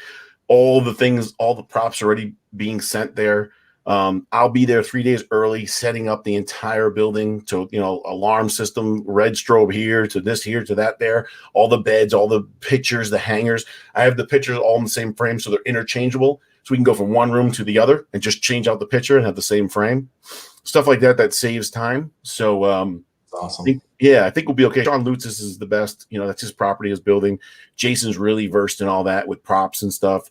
Jason Brooks. So we have Josh Hamilton. I got my buddy Joe Caban helping us. So it should be good. I won't sleep for pretty much a week, but I don't care. Once it comes out good, then I'll be happy for life, you know, and then do Vengeance. And then I'm going to probably try to go into my own thing, where I get away from the fan film for a while and try to make my own. I have my own script that I'm writing called Laugh. So see where it works. Try to throw it on Amazon now that I actually know a little bit, have some equipment, have some connections, and then see how that does. So instead of losing money, try to make some money back. What can you tell us about Laugh? Okay. So didn't even really write it, just have concepts in different forms. It's basically it's gonna sound weird, but entertaining world that in this universe. So there's entertainers, right? You have Oscars and you have everything. Well, in this universe, clowns are like the best entertainers. They just happen to be the hot thing or in this universe. So there's one in the West Coast, Jason Brooks, and there's one in the East Coast, me. And there's like a battle, and he's like number one, and I'm always trying to be him. And we have our separate lives. And on paper, he's super clean, trophy wife, trophy family, but in reality, he's a bad person. He's evil, and he does bad things. And I'm trying to make my way. There's a whole lot to it that I can't really give away, but I don't laugh, and it's like what holds me back is I can't laugh. So I draw in smiles and stuff, but in reality, people realize I'm not laughing, and I'm trying to get to this contest at the end and battle him for a championship. And everything unfolds about his bad life and then my history, and kind of on stage in front of everybody, live with the audience, live to the world. So we'll see. That's basically the gist of it. So you're going to be jumping into that like after Vengeance 2? Yeah, probably after the release of Vengeance 2, which is the premiere. You going to go to the premiere? As long as the border road's open, I'd love to go. Yeah, we're going to have Vengeance 2 and Roseblood in the Blairstown Museum, the Hall of Fame. I might be able to convince somebody to go to that. I would definitely love to go to that. So they're both going to premiere at the same time? Yeah, it hasn't been verified from Jason yet, but I mean, that's where we did it last year for Vengeance. And I don't know if you saw, I went down there and spoke with Jeanette, and hold on. And we already agreed that that's where we're going to have it.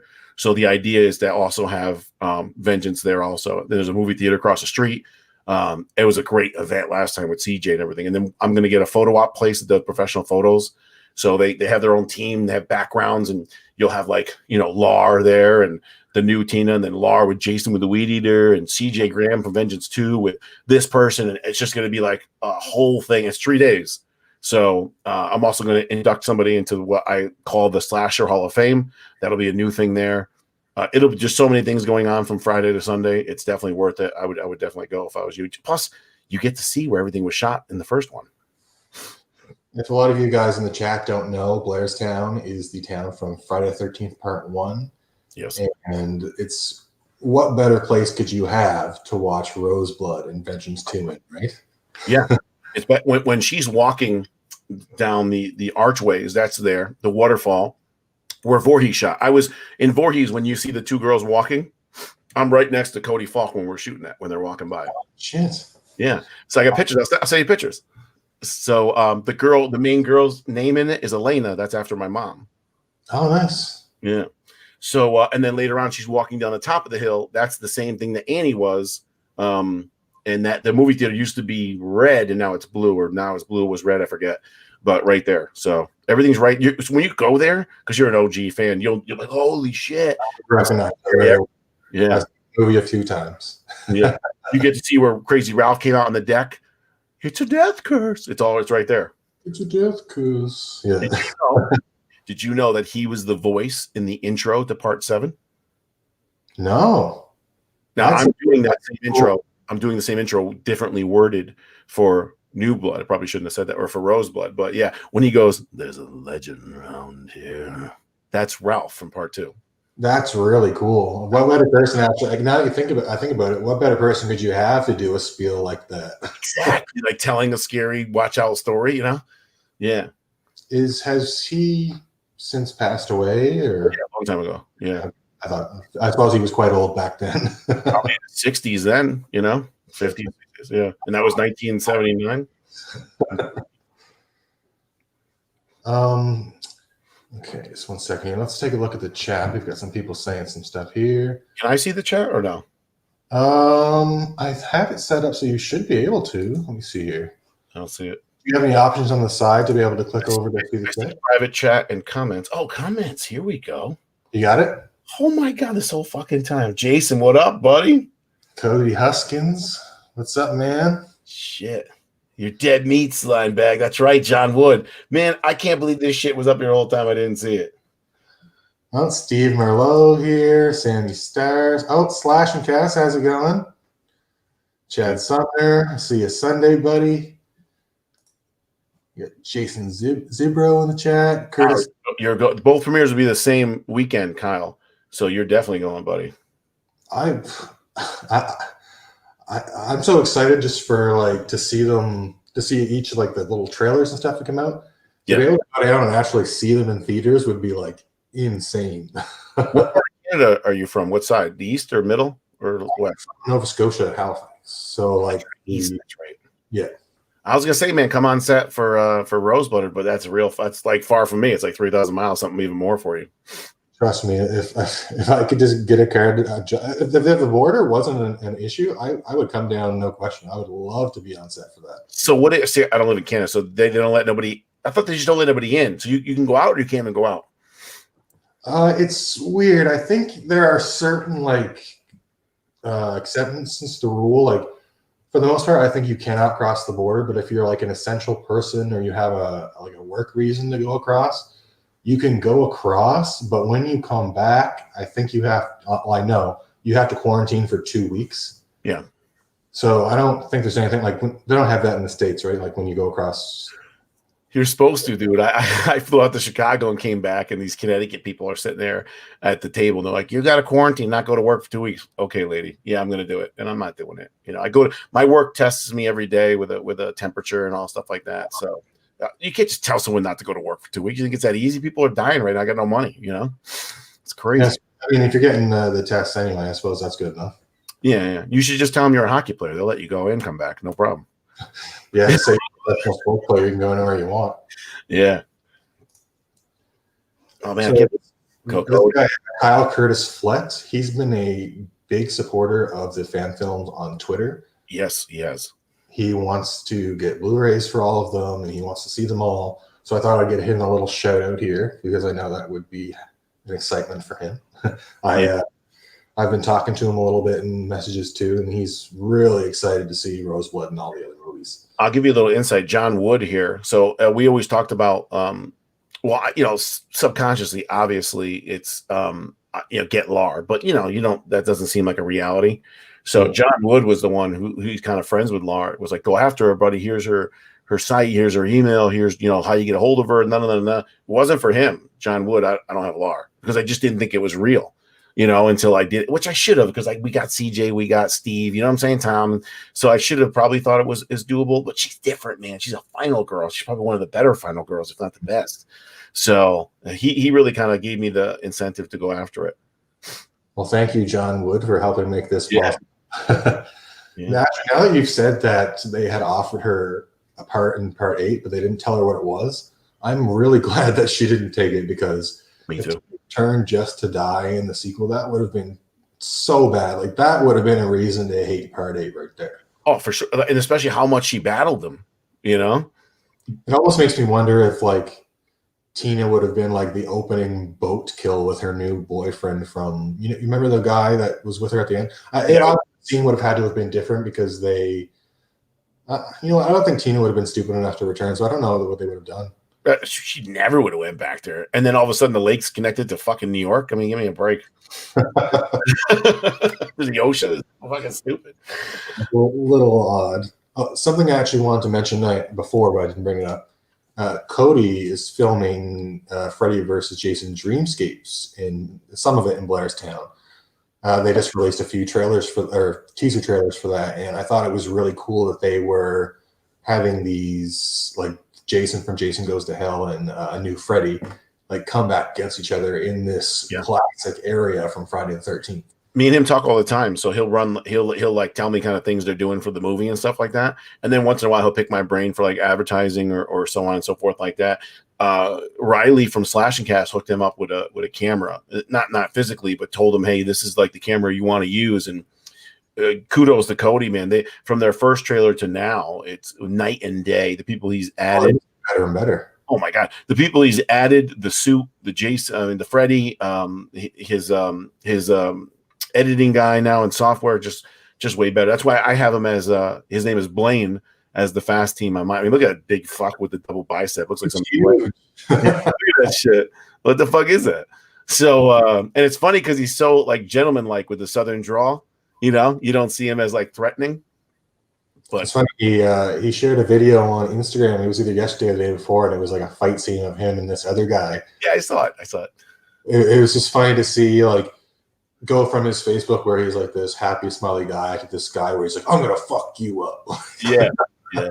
You know, his dad was a stunt guy / actor. He was in oh my god, Chuck Norris movie. He fought Chuck Norris. Oh, wow, that's incredible to fight Chuck Norris. Yeah, yeah. His dad's still pretty jacked, dude. For like being, I think he's in his 60s, so in his late 50s, 60s. But yeah, his dad's a shit. But I can't wait to have Cody be Blaine in the Fast team because I mean, just you talk about big ass looking crazy, and I love that he's from the South and he has the accent, makes him totally different. You know? Yeah, yeah. No, he's going to make a great opposition for. I assume. I mean, like, obviously, don't say because we don't want to spoil it for the movie, but he physically goes at it with Jason. Yeah, and they all having like a Jason versus it, even though he's not playing Jason in your movie, it's going to be awesome seeing a Jason versus a Jason. That's what me and him talked about that before. It's funny you say that.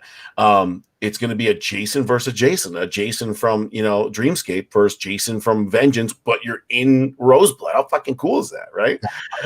Yeah, and he's huge, dude. So Jason Brooks is pretty big, 6'5", 6'6", 250, 260. Cody's what, 6'3", 280 or something like that. So Jesus. Yeah, and I'm a bigger guy, and I feel like little kids next to these dudes. Yeah, you're huge too. Yeah, all huge. Has you said you haven't been able to do it as much since you like hurt your shoulder and chest, but working out's always been a big part of your life, I assume, up until then? Man, in the last 10 years, I probably worked out 1.5 years total. I've had so many surgeries, so many things go wrong. I've had 39 major surgeries. I've had my knee replaced, I've had blood clots, just a lot. I've had to snap my other bicep, just my back. So my body's kind of been destroyed. So I've been trying to like just do natural stuff, do a little boxing, come back, but I keep getting hurt all the time. So definitely soon though. I mean, I shoot in March, so I don't have a lot of time left. So I got to start hitting the gym probably Monday. I got a little gym in here. I'm probably just going to go to the real gym and suck it up and wear the mask, even though I don't want to wear it. And get back in shape. It's just all these injuries I have, and they're not just nagging injuries; they're huge injuries. Like this shoulder's torn, so I can only do so much, and I'm gonna have to have surgery after. But yeah, I mean, all these a lot of my friends are in this movie, and they're big jacked bastards. So I know I'll have the suit on, so I can get away with not being that jacked. But I know Jason Brooks has a scene, I think, in Vengeance 2 where I don't have a shirt on, so I've definitely got to get in shape for that. So are you guys doing the shoot for Vengeance 2 like pretty much right after Roseblood finishes up? Couple weeks, Jason said. So he hasn't figured it out yet. His script's almost done, so we'll figure it out from there. But he said give us all a couple weeks, rest, relax, get recharged, and go from there. Ken Slate right there. Mm-hmm. That's where your character's name from Vengeance came from, right? So the character was like supposed to be my name. And then when I took over the marketing kind of aspect, I'm like, why don't we just sell my name off? Like who cares? I don't care what they call me, So Ken Slate bought the name, and then thank God, like I always say this story, it's redundant, but it's so good. It's so much better than like having some idiot weird name. You know what I'm saying? It's the fact that it's Ken Slate is like so lucky and cool. And then Ken Slate is the sheriff in Fall of Camp Blood. So he's Stryker. In the Fast team, Ken is like the ultimate super fan, dude. He's awesome. He's got a room full of Jason stuff, supports indie films, supports all the fan films. He's also in Fanboy 13. He's got a great wife and family. He's like an ultimate fan. So I was actually waiting to bring up Fanboy 13. I've got a video waiting in the wings for that. Oh, do you? Oh, yeah. What involvement, if any, do you have with that? Anything? Zero, man. I think it's actually called 13 Fanboy, right? Yeah. We get that wrong. Yeah. So none, just because so much was going on then. I was flying out like that. Where was that one shot? New Mexico or Arizona or something? I was flying back and forth, costing a lot of money to go to Seattle, and we had more projects lined up, and we had conventions, and so I just couldn't do that one. So, which I would have loved to too, because Kane's in it and a lot of great people in it. Ken had a great time there. For anybody that doesn't know in the chat, 13 Fanboy is about a fan who wants to recreate the killings from the Friday 13th series. So he goes after the women of the franchise who are like the former victims and survivors, and he wants to make their kills better or kill them if they didn't get killed. And there's a ton of returning people from the movies. I actually saw that Lara Park was going to be in it. I a news article for her being in it. I saw that Kane was in it. Then I actually saw in the trailer that Kane was going up against the killer in that movie in the trailer. So that was kind of like, even though the killer in this 13 Fanboy isn't Jason, it reminded me of that kind of like Jason versus Jason moment. Yeah. Yeah. And then what you call it in it too? Dee Wallace is in it. Yeah, there's a ton of people from, like, I'm not even saying, there's Deborah Voorhees from part 3. She's directing it. Yeah. Young Tommy. Yep. Yeah. So it's going to be, I'm interested to see it. I'm like a fan too. Like Jason Rising, I want to see that too. I love how he's doing like a 2009 where it's like 1 through 4 kind of look. I don't know for sure, but it kind of looks like that. So I like in Jason Rising that, oh, to my camera. Oh, I was like, what's going on? I was on a different video for our stream. I like that in Jason Rising, it has to do with, like, I guess Pamela's body becoming a zombie or something. Pamela coming back from the dead and resurrecting Jason, kind of the feel I got. And I think that's such a good idea, because if Jason can come back as a zombie, like, why can't Pamela? Like, I can't believe that they never did that in the actual Friday the 13th series. And the fact that Jason Rising is doing it, and that it looks so good, like just her ricketing around with no head. No head. Yeah, it looked fucking so good. I talked to those guys the other day. I loved how the fucking eye was red and had the maggot worm, like the other worm in it, instead of the white worm. It was like that lined worm in it. It looked great. Yeah, I think that's a really great plot point. And then, like, also in the trailer, she goes over and she's the one this time to bring Jason back. Yeah. Well, I definitely like that they're going to be a little bit of a duo. It reminded me of kind of, not that they were a duo, but in Vengeance, how you had Jason killing people, but you also had, I like to call him Daddy Voorhees, Elias, yeah, killing people as well. And in that movie, they didn't really have a good, like, when Jason and his father finally met, it didn't necessarily go the way I think Jason's father thought it was going to go. Right. So I'm curious to see what the interaction between Jason and, I guess, undead Pamela is going to be like. Right. I agree. What's the relationship and how do they talk? And, what is she doing when he's killing, and where is she? Is she like in a cabin? Like, it's going to be pretty cool. Yeah, I'm curious if she's going to, like, try to kill, or if she's going to be like maybe like a scary distraction before he comes out to kill them, kind of thing. Yeah. Or is she like Norman Bates' mom, or she's just in his head, kind of like, it could just be a vision he's having. Yeah, that's true. Yeah. That's true. She only talks to him, so who knows, Yeah, I'm definitely curious to see what's going to happen with that. In back to Fall of Camp Blood, in that movie, the storyline is like the town knows that Jason was like killing people, but they decided to cover it up, and then people are coming back to the town. The sheriff covers it up, like that department covers it up. So they're going to knock down the camp. It's a year later, and people have belongings there, so they send their kids there to like go get the belongings and stuff. And that's when like Jason's like resurrected and comes back. What kind of person sends their kid to Crystal Lake when they exactly probably know that Jason could be there? Yeah, and we didn't even have it's funny, we didn't have the money to do that opening ambulance scene. So when I talked with Riley, I'm like, "Do you ever think about doing the ambulance scene, like kind of like a part 4 where he comes back alive and you show it?" He's like, "Yeah, but we didn't have money." I'm like, "Let's do another fundraiser." So he wanted 5, and we got 18,000, 16,000. So we definitely got enough. He actually bought an ambulance. That's crazy. Yeah. So that ambulance is in there, and you got a whole bunch of other crew, and just awesome. I don't know if you saw that in the trailer. It looked awesome. Yeah, I did see that in the trailer. And one of my buddies from the We Watch the Movie group was actually in the movie. His name's, I think it's Derek. I feel so bad if I'm forgetting off the top of my head, but he's one of the police officers that are in the movie for just a quick scene. And I saw like some behind the scenes images of him at the ambulance and stuff like that. So that's awesome that he bought one. Fall Camp Blood? Huh? In what movie? I think it's Fall Camp Blood. I didn't even know that. Yeah, I'm a producer. I didn't even know that. I know he got a bunch of guys to do the ambulance and stuff, but I didn't know that it's Derek and Jay, right? Oh, it's not Mike and Jay from it's just one of the guys that are like one of the people in the group. Oh, okay, I got you now. Yeah, it'd be awesome if they got Mike and Jay to be in one of these movies and be themselves. Yeah, just to be themselves. Yeah. Ken and Jason, they'd be like, "Oh fuck." Yeah. Oh shit, you're dead. Yeah. I could see Mike just like pushing Jay down and running. Yeah, not even caring. See you later. So I wanted to go back. We were talking earlier about the shoot on Roseblood. So you've got a few raffles up right now for special perks. Now let me bring this up on screen. See here. So I'll bring it up and you can say a little bit about it here. Mm-hmm. Our first one is spend a day with Lara Park Lincoln on set. Yeah, so one fan that wins the raffle, we're going to pay. It's amazing. We're going to pay for their flight there, their flight back. We're going to pay for their hotel and their transportation.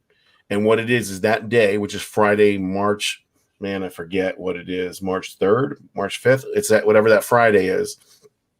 That's when Lara will be there. And you get to be on set the whole day. So you get to watch all Lara scenes. You get to watch all that stuff like that. And then we stop for lunch, and you get to have lunch with the whole cast and crew and Lara. And then she goes back to work. You get to see the rest of the day. You get to hang out with all of us the rest of the day into the night, and then we'll fly you back the next day. But not only that, you're going to be in the behind the scenes. You're going to have pictures with Lara. You're going to have pictures with whoever you want, me, Jason, Cody, whoever you want on set. It's going to be like memories, and all those little pictures are going to be shown in the behind the scenes of the Blu-ray and DVD. So for $49, that's crazy. It's crazy. We don't even make money off it. By the time we pay for everyone to go there or back in hotel, probably break even, but it's just something to give back to the fans. We always give back to the fans. We meaning, the Vengeance crew kind of, and now Roseblood crew. We always get an idea. How do we give back to the fans? A lot of fan films don't put fans in it or don't do raffles like this. I'm just telling the truth. So I love, because I'm just a fan, that we're doing this and giving people like huge opportunities to live out their dreams. Because at the end of the day, I don't see myself as some Hollywood snob that I'm better than everyone. I see myself as I'm just a fan. And what would I want? This is what I would want, to be with her. I mean, that's unbelievable, So that's that first raffle right there. Yeah, as a Friday the 13th fan, getting to spend a day on set with Tina Shepard, aka Lara Park Lincoln, like that is crazy. And for just $49, like that is such a steal.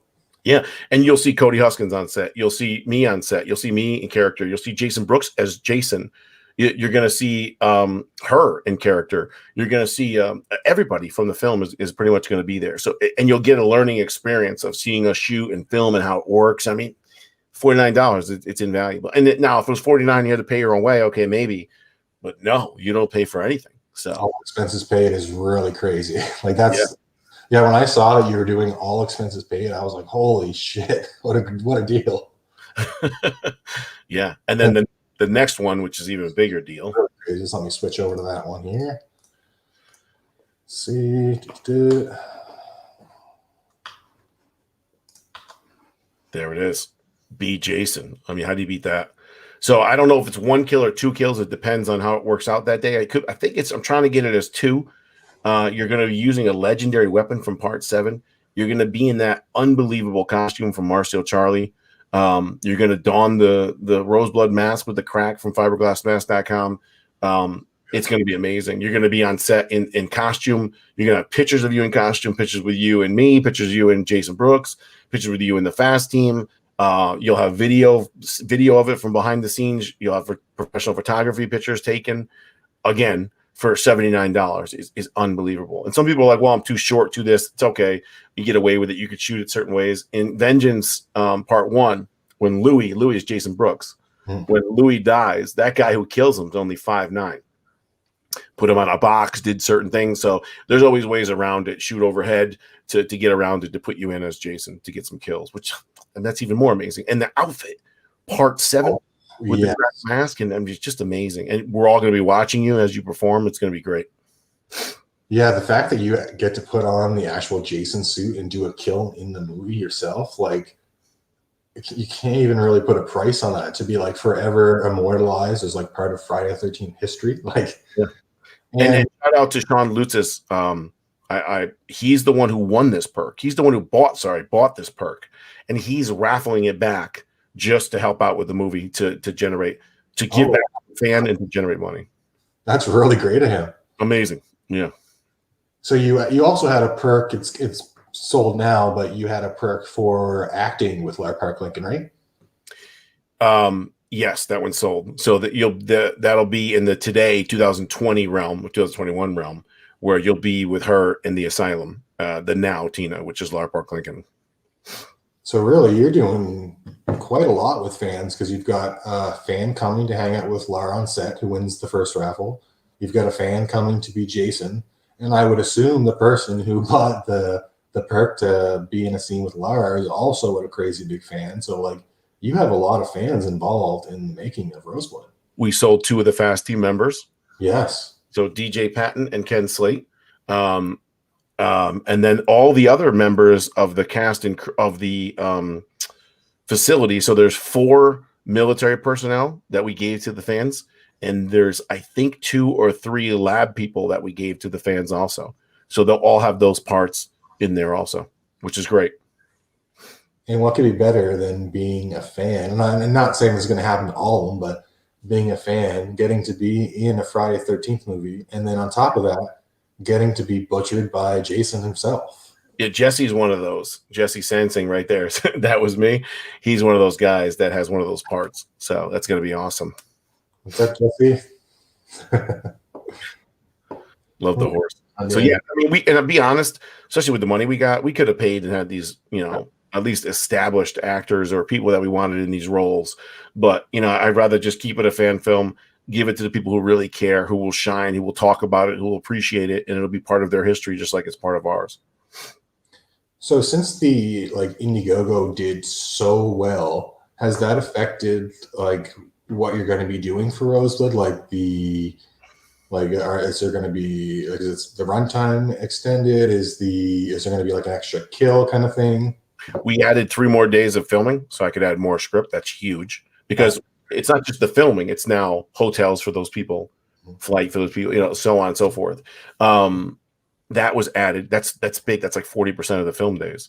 And then we added 2 amazing kills with prosthetics and real life on-screen kills. One of them was, I can't tell you, but so we added those 2, which are huge. So the trick is to try to add them so they're not so expensive and they don't take a lot of time. That's the real big one. So we added 2 of those that weren't in there before that are just phenomenal now. One of them is just real, on your edge seat kind of kill, suspenseful. And that's what we really wanted. That's really exciting because so far, just using Vengeance as an example, not even just the quantity, but the quality of the kills in Vengeance were unreal. I know you didn't have as much to do with Vengeance as you will, obviously, with Roseblood, but the fact that you're not held back by what is it there? The finances? Huh? Finances? Oh, MPA? Yeah, the MPA, having the movie back and having to worry about, it has to have this many swear words and it can only have this much gore to get in theaters kind of thing. At least you guys can actually just make it the way you want and you don't have to worry about being held back by stuff like that. Right. And Jason, when he comes back, he's a pissed off 7. So just imagine 7 on steroids, and then instead of going against little camp counselors or people who can't fight back, he runs into the fast team. That's who he first runs into. So, and they're all badass, trained for years to basically take him in. So that the showdowns are going to be a lot more suspenseful, a lot more meaning, a lot more badass. So I can't wait. The way we're shooting it, the different cameras, like I said, going through walls, going over walls. We've got a lot of other surprises. I have a humongous surprise for the film, which I'm not telling anybody about, that no one's going to know until the first film premieres. So, so you're right. Every time we get more money, this big surprise was added because of the extra money we got, but we're not telling anybody yet. But that was a big one to add in.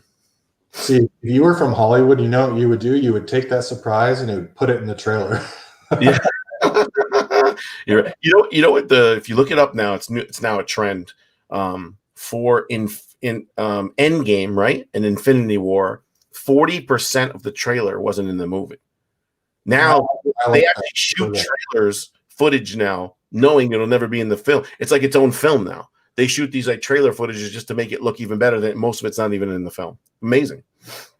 Deadpool 2 actually did something like that. They shot a teaser of him just walking around, I think it was New York or something, and some guy gets killed. And I actually liked teasers shot to be teasers, because then you're not seeing all the best stuff in the trailer. Like I find, especially for horror movies, it's like they show you literally half the cast getting like just as they're about to be killed in the trailer, and it takes a lot away from the movies. I find it's like, oh, you start the movie and you're like, oh, well, I already know that 5 out of the 8 are going to die. Right. It's tougher with real films because that trailer team is, tasked with making it successful so people buy the tickets. With the fan film, I don't really got to worry about that. You're pretty much either, if you know about it, you're going to watch it, so we're not making money, so I don't got to really give a lot away. Just like the trailer. I mean, what was given away? Nothing. That's true. Yeah. Well, I guess Jason Takes Manhattan kind of had a trailer like that where he was standing. Was it? He's on the roof. He turns. It doesn't Statue of Liberty in that one, was it? Yeah. Something. Yeah, he's standing on the roof and then it turns and it shows the statue. Like that's the kind of teaser that I like to see. Just a little glimpse of a movie, but not like the best part. Like comedies are so bad for that. They put every joke in the trailer. Right. Part 8, that wasn't Kane Hodder. That was Ken Kersinger that turned on the top of the roof. Oh, did they put Ken as Jason in the trailer? That was Ken, because Kane makes fun of him all the time, calls him jazz hands because his hands go like this when he turns. Oh, okay. I didn't know that. I knew that Ken was in the movie, and then he would later on become Jason in Freddy vs. Jason, but I didn't know that he was the chef in 8 when he breaks through the door. Yeah, he was the one that get hit by the cop car or the cop car, and he gets flipped over the car. That's him.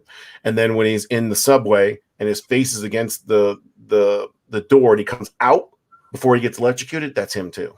Oh shit! No, I actually didn't know he did that at all in the movie. That's really cool. Yeah. Kane talks about it in the new box set. Kane talks about it because Kane doesn't like that, and when he goes like this with his hands when he comes down the stairs. Like he's like, Jason wouldn't do that. He'd be stiff. So. Yeah, that's one thing I haven't quite got around to doing is watching every single special feature in the box set.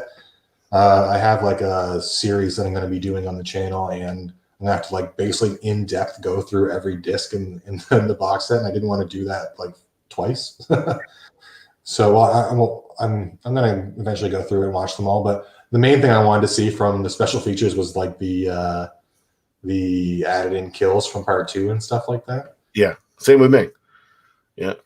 And then part 9, the Commander Cobb guy, we're probably going to do another fundraiser when the movie's premiered in Blairstown.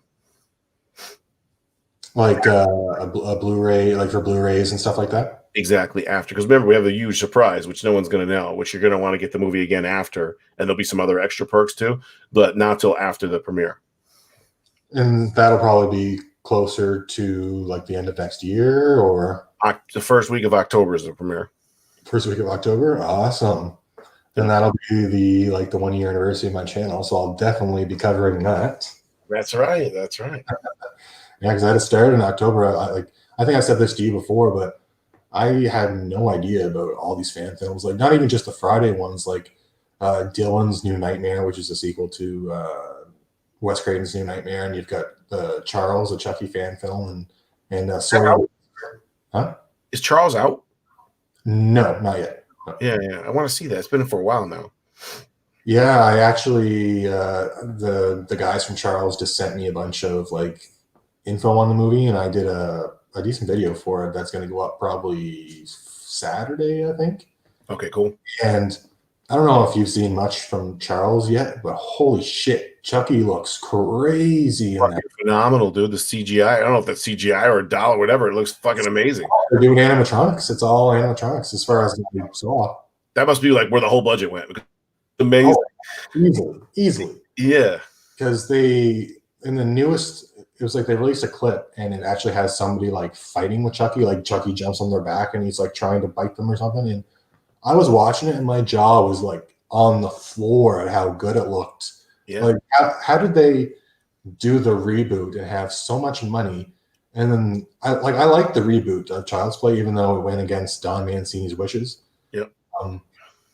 How did he look so derpy? Like he looked so strange in the reboot. He didn't like, obviously he wasn't going to look exactly like Chucky from the other movies, but I find it looks so weird and stiff. They just didn't do the best job with him. Yeah, he did look creepy though. I like that people like, oh, the remake sucking. Like, oh no, I loved it. I loved it. So did I. If you were expecting it to be a regular Child's Play, then okay, but you're an idiot because they never tried to do that. They never saying they were going to be Charles Lee Ray. So I thought it was one of the better Child's Plays. You know, I like that he can like, control technology, and then like towards the end, he's got all the other bears coming out and attacking people, and the drones flying into people's faces, and that is something I liked because the Chucky movies themselves, while I like them, they never really gave Chucky any extra like abilities for being somebody who's created through voodoo. Right. He basically became the doll, and then 7 movies later, he could multiply himself, but he couldn't really do anything else. And in this Charles fan film, he's like able to open and shut doors like without actually touching them, and he seems to have some sort of like mental, like almost like he can just like look at you and like try to take over your mind kind of thing. Yeah. And, like flicker the lights and stuff. Like he has like actual supernatural abilities. So I agree. I agree because his voodoo should have been used in the. You see the video game trailer kind of thing where he's going through the hallways and the vents and everything. No, I didn't see that. Oh, shit, dude! They're supposed to come out with a game, and they show him like you're him, and you could go through vents and go into different rooms, and it's pretty awesome. Do the graphics? Where, or how long ago did you see that? Fuck, the original one I must have saw over a year ago. If you go on, there's a game, like a real game supposed to be released. I don't know if it's held up but they released some of it. It looked pretty sick. Yeah, I would play Chucky. You get to play as Chucky. So would I. I actually heard that. I think I heard this on Slash and Cast that Gun Media was preparing their next game as well. Like after they just stopped supporting updates and stuff for Friday the 13th, the game. Yeah, I don't know what. No one knows what it's going to be. Some people think it's going to be Halloween, but who knows? Well, supposedly he was talking about it, and he mentioned Halloween. And he had like a smile on his face or something like that. But I would love a Halloween game, kind of like Friday the 13th, the game where you can go from the like different houses on a street in Haddonfield kind of thing and go after Laurie or whoever it's going to be in the game. Probably, I guess they would have multiple babysitters. Yeah, that's the only tough part. It works out perfect for Friday the 13th, the game, because you could have so many counselors and different people from the old movies. But with her, it's really just her, like from the movie. So like, how would you, because it was a bunch of people and it was now, then you could call the cops. Like, how do I don't know how they're going to do it. Yeah, it's definitely not as easy setup as Friday the 13th, the game, where you have basically a different campsite for every movie and you can just throw the same characters into the different zones. Right, exactly. Actually, if I know they're not going to do this right away, but if I could have anything from Gun Media, it would be Friday the 13th, the game, part 2. Oh, sure. And put 2009 in there and Freddy vs. Jason and Lazarus and, Grendel back and all that stuff would be phenomenal. They're supposed to have the dude in the wheelchair. Yeah. Be a playable character. Well, I liked that in the single player mode, Bugsy. there actually is one guy in the wheelchair for one of those levels. Bugsy. Yeah, Bugsy. And I liked the best thing about that mode is that you actually get to be Jason. Like you get to kill people in the online, but you don't get to stalk them really, like because they already all know you're there. Right. Whereas in the offline mode, you actually get to kind of like hide around corners and slowly sneak up on. And you can do it like different ways. Oh yeah, there's tons of different ways.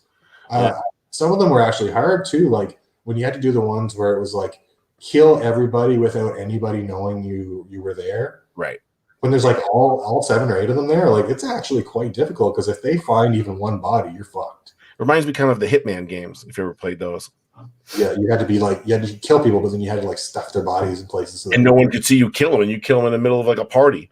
You know, like stuff like that would be tough. Yeah, they definitely didn't let some of the things be easy in that game. But I like that they had the single player mode because at least it gives you something to do aside from like having, especially now where the thing is like peer to peer. If you're playing and somebody jumps out, you're all kicked out. And that's the way it was in the beginning, because you would kick like if that person died, they quit. Or if they were the Jason and you're about to kill them or you kick their ass, they quit. So it sucked. There was a lot of that in the beginning. Yeah, then there was a lot of cheating too. I didn't play a lot during the very, very beginning, but even when I started back, like I think it was like earlier this year, I played a match where somebody somehow got on top of the roof of Packanack. That was a big thing for a while. And they were the last person. I was like, well, fuck, I guess I can't kill them.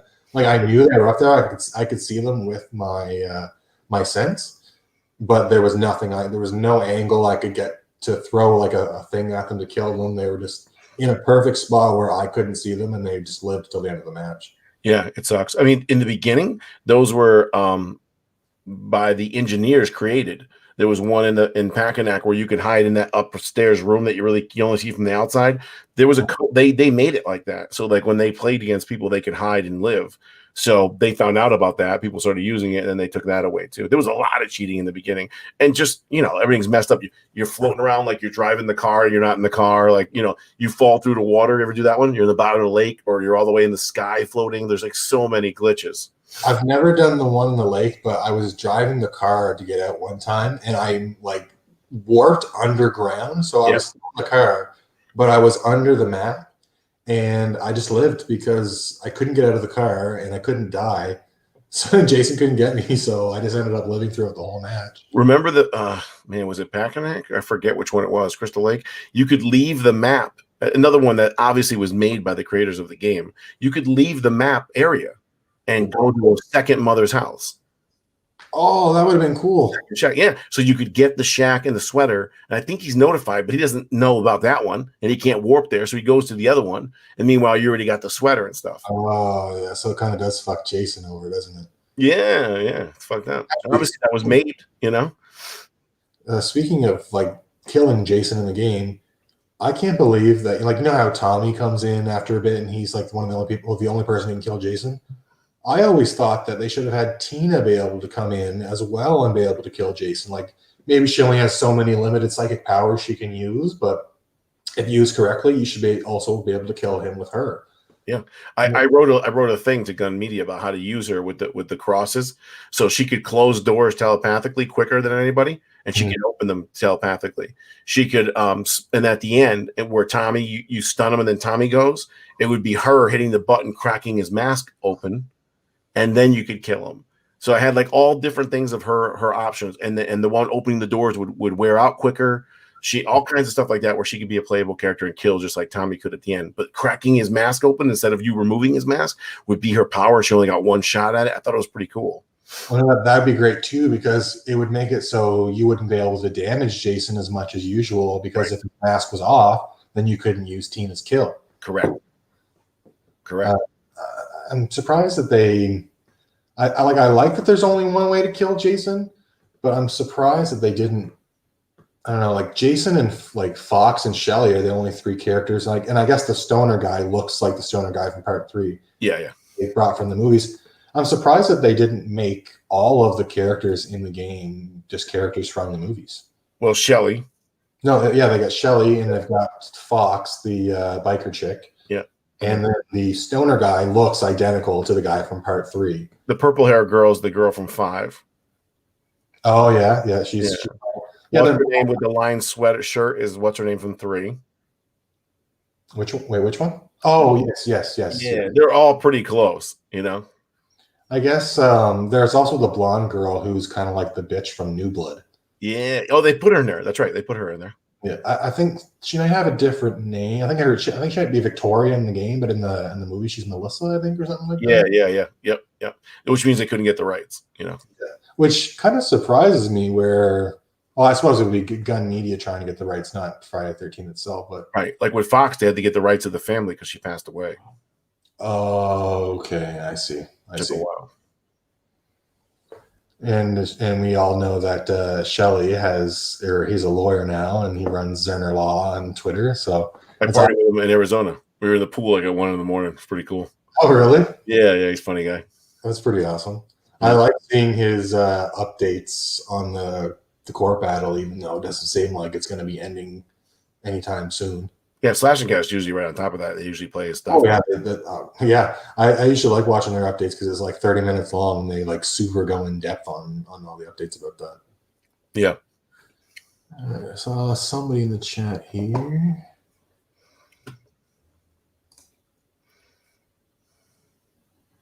Really awesome seeing the F13 fan universe grow. Imagine having a clean continuity with all these films and in the official ones. That would definitely be hard, where like Vengeance basically ignores everything after part 6, doesn't it? Correct. And they rewrote the kill in the camp in 1940 whatever. Yeah. That was Elias instead of the mother. That's a big deal, Yeah.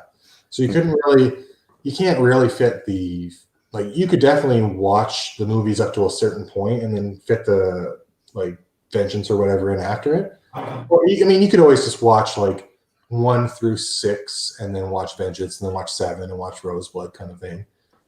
But nobody wants to, like, my Roseblood skips over 8, 9, 10, you know. So nobody wants to do those. Who wants to do it 8 part 2? It sucked, you know. Even Cody's Dreamscape, which I love, Freddy vs. Jason. The reason why he uses 9, I'm assuming, is because that's the one Jason goes to hell that Freddy grabs him. You know what I'm saying? So it makes sense totally. But I mean, after 7, I don't know, like too many like I said, nobody would make a part 9, part 2. They'd make the Freddy Jason. You know what I'm saying? So I don't. The other ones just weren't good enough to want another story. I mean, you had Tina live. You want to see that story, you know?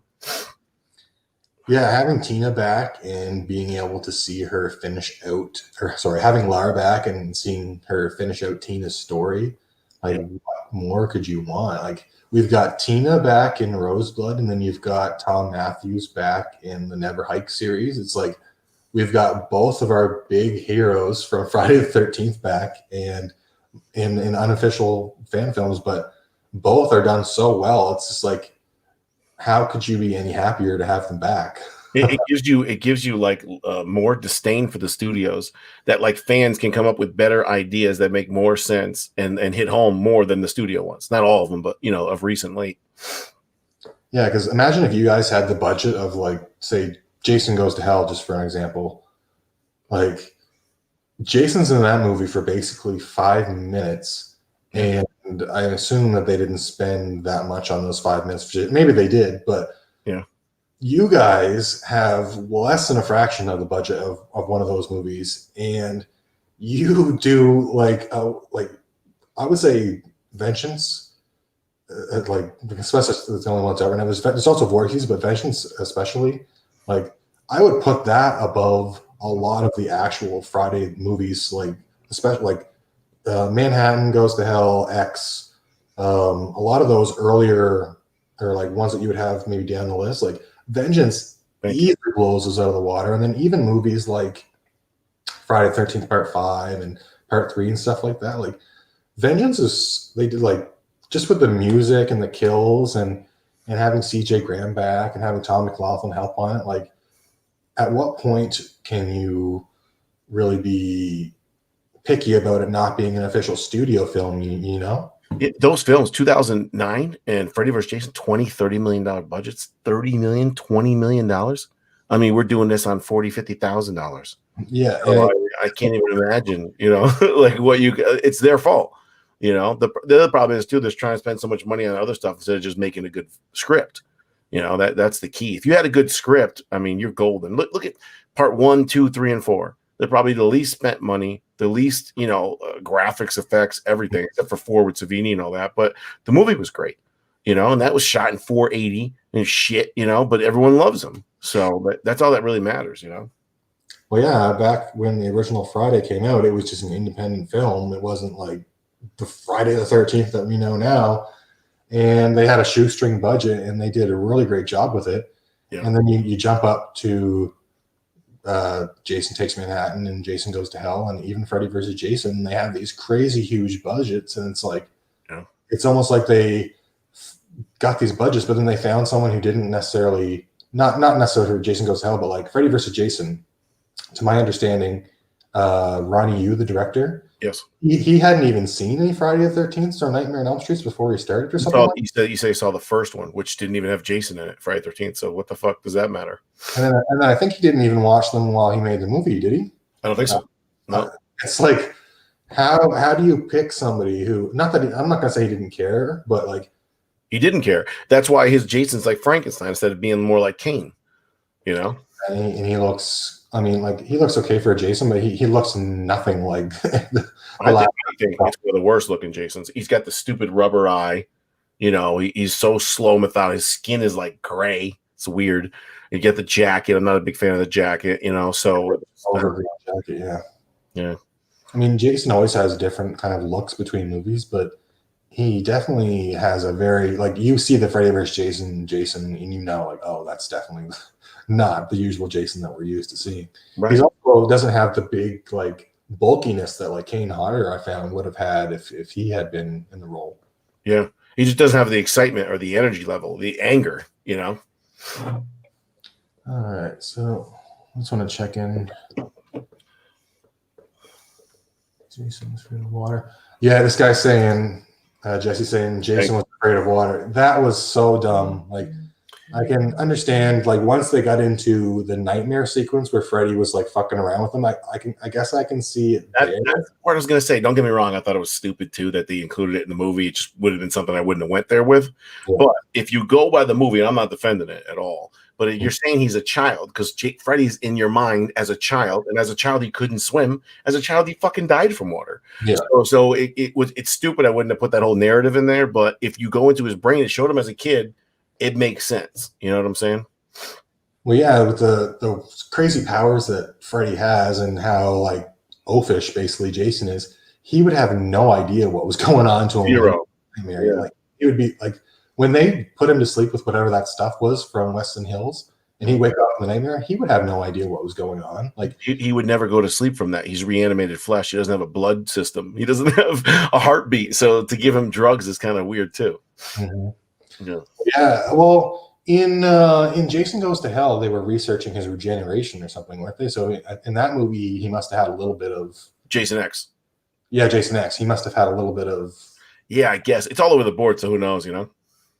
Yeah, it's weird to think that Freddy versus Jason happens like 7 years before Jason X. It's like he fights with Jason and then he goes off to space 7 years later. Yeah. Crazy decade. For the last one of the last things I wanted to get into is outside of the Friday the 13th franchise, what other horror movies do you find that you always like find yourself going back to and watching? And out of those horror movies, what would you say influence you the most in your like filmmaking? Great question. Go-to ones, Halloween. Yeah, I'm a huge Phantasm fan, man. Those movies, like, they're almost like taboo. They weren't on TV a lot. No one knew about them a lot. It's like when you would see it, like, holy shit. I bought the whole set, you know. Yeah, I want that. Yeah, I love those fucking movies. Don't even know what Phantasm is. No, they have no idea. Zero. Yeah, I met, it was 2 years ago in Massachusetts when I got the whole thing signed by everybody except for the tall man. Oh my God, Don Coscarelli. Me and him talked about the ECW and a whole bunch of shit. It was really a good time. But yeah, so Phantasm was like that taboo one that I loved. Oh boy, it was really like different and evil.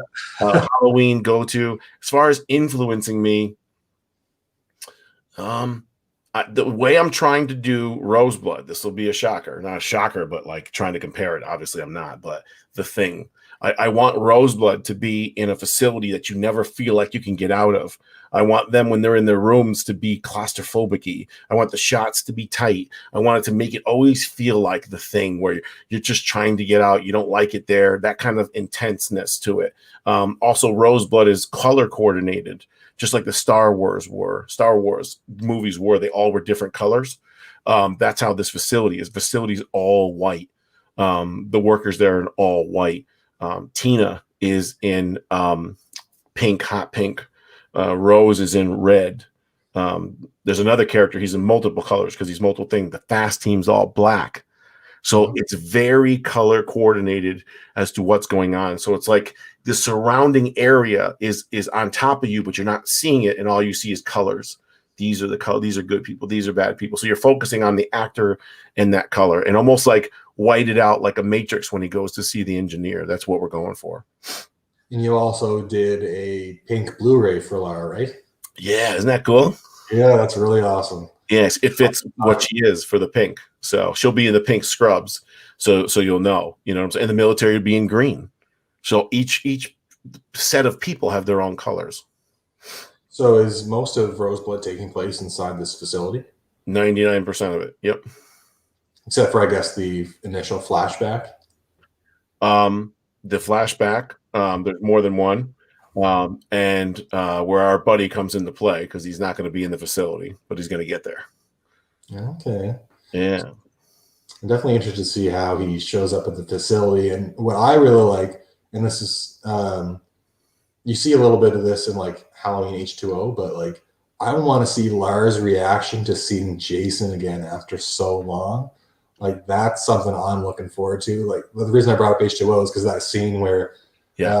Michael's trying to get her son and his girlfriend, and then he gets in and they shut the door, and then they're like face to face again for the first time. That shitty mask. I don't like that mask. Much of his eyes. It's so bad. And they had like a CGI mask in the movie at one Yeah, point. I saw that too. Yeah, I agree though. That scene could have been so much better. Just think about it. If it was a 2018 mask, let's just use a reference mask, and the door closes and it's just a pale face and the kind of dark eyes. Even if you saw his eye a little face to face, like that eye, it looked like somebody made their own mask and put it on. It just didn't have the feel I thought. Well, even in 2018, I really like when she first arrives at that babysitter's house and she looks up and he's in the window and she's like, oh my God, it's him. Like years later. Stephanie Stephanie LaRoche, Phantasm and Evil Dead too. I forgot that Evil Dead was phenomenal. I remember renting that like every time I went to the store, and then Evil Dead 2 came out. It's basically just Evil Dead 1 with a way better budget. Yeah. That always confused me when I was like much younger. Me too. I was just like, what is the point of Evil Dead 1 when Evil Dead 2 has Evil Dead 1 in it? Yeah, it's the same thing. He goes back to the place with his girlfriend. You're like, what's going on here? Yeah, and I was reading about those two movies, and apparently they were saying that part 1 isn't necessarily not canon to 2, and I'm like, how? Yeah, it's either you pick one. Really, they want you to go with 2 because they want it to be, way better budget too. Yeah. Oh yeah. And the comedy adds a little bit of like a specialist to it. It's so weird because I hate comedy and horror. I really do. When you're making the main character funny, not like side comedy. Yeah. But he just is a genius to pull. I mean, think about you writing that scene. Like you don't know he's going to act like that when you're a writer. You're like, okay, he fights with his hand. You have some kind of vision, but nowhere near what he pulled off. That's pretty crazy. Yeah, but yeah, Evil Dead was a good one too, and Phantasm, and I remember seeing Dolls and Basket Case. And how old are you? Yeah, Basket Case is a weird one. How old are you? I'm 28. See, I'm old. I'm 44. So I saw like, yeah. So all those came out like when I was in my teenager or 10 years old or 12. So it was no internet. Nobody talked about anything. You didn't know anything until you went to the movie store to get it. And you came home and talked about it with your friends. It was a different time then. Well, I'd actually prefer that. I kind of hate, like, by the time you go see a movie now, you pretty much know everything about it. You do. I recently watched a movie called The Wretched. I didn't know anything about it. I just jumped into it on Netflix. I loved it. I thought it was really good. I guess I saw the preview for it on Netflix or Prime Video, but it looked pretty good. Yeah, like I said, I didn't know anything about it. I didn't know if it was supernatural. I didn't know if there was a killer. And I won't say anything to you, so you can watch it without knowing anything either. But I was really pleasantly surprised. I'm doing a little list of 2020 movies, like good to bad, and it was like right at the top after watching it. I was so surprised at how much better it was than a lot of the other 2020 horror movies that have come out. Yeah, The Call is out right now with Tobin Bell and the girl. Yeah, the girl's from Insidious. I forgot her name, the older lady. The Call looks pretty awesome. Oh, her name's like right on the tip of my tongue. And last year, Haunt came out, and one of the main guys in Haunt is from Connecticut. That movie was a surpriser. That movie was awesome. I think I've seen Haunt.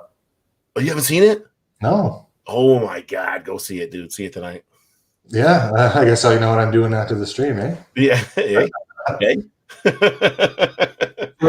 So is there anything else like the horror movies that you would recommend for people to watch that aren't necessarily like a big time Friday or Halloween or Nightmare?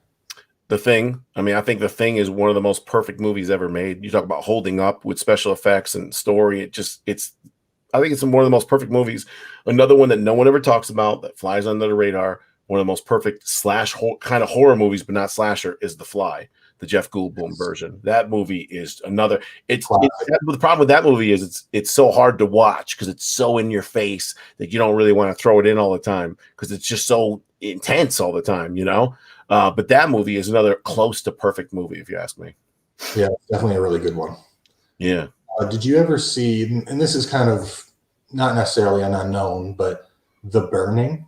Oh yeah, yeah. That one, I only saw that one like I think it was like last year I saw it for the first time, and I was like, how have I not seen this movie And until knock now? off of Friday 13th for sure. Oh yeah, yeah, Yeah, that guy was at a convention again, like yeah. Honestly, like you could probably recut The Burning to be a Friday the 13th movie if they if they had some footage from Friday oh, the 13th. dude, this Stephanie right here, Faces of Death. That was amazing, man. Faces of Death, they came out and said years later that 50% of it was fake. They kind of admitted it. But man, there was some crazy stuff in Faces of Death. I remember like renting that and people like freaking out, like when they killed Right. and eat its brain alive, and just like people dying, like right in front of people shooting themselves in the head and stuff. I don't know if you ever saw those. Those were like taboo. I think they were like banned. I know I've never seen that one either. Oh, dude, they would freak you out. You had to be a really sick person to rent them, so I definitely rented them all. That kind of reminds me of I think it was Cannibal Holocaust. Yeah, well, that wasn't real though, but yeah, No, yeah. but in that one, like people thought it was real at the time, and they even like Directors into court. They pulled the directors in the court and made them get the actual actors because they thought they were dead. yeah, like that's when you know you did a good job with your movie. They redid it with the Green Inferno or whatever it was. Yes, the Green Inferno. Yeah, Yeah. they named that because it was the name of the documentary in that movie, right? Yes, exactly. Yeah. Yeah, that's awesome. That's awesome. Mhm. So Steven's saying that. Is that Steven or Stefan. It's actually my uncle. I apologize. No, I didn't realize at first either until I saw the last name. Yeah, he says he likes Phantasm and Evil Dead. Really got me in horror genres as a kid. Actually, this is a question I wanted to ask you before we start wrapping things up. What was your first horror movie? Like your first one that you remember seeing? All I remember seeing was Friday 13th Part 3, I think was the first one I remember seeing. I remember seeing The Exorcist 2 just because it stood out. But I think like the first one I ever saw was like the USA channel or something like that with Friday 13th Part 3. Because, yeah, so I was born in 76. So I was like maybe like 6 years old watching them. But, they didn't come out till years later on TV. So I think 3. It might have been 1, too. I don't even remember. But I remember 3 with the mask. But I do remember 2 with the girl under the bed peeing. I remember bits and pieces, but I can't remember what was first because I was so young. But definitely 3. 1 through 3 is 100%, and I think 3 was it.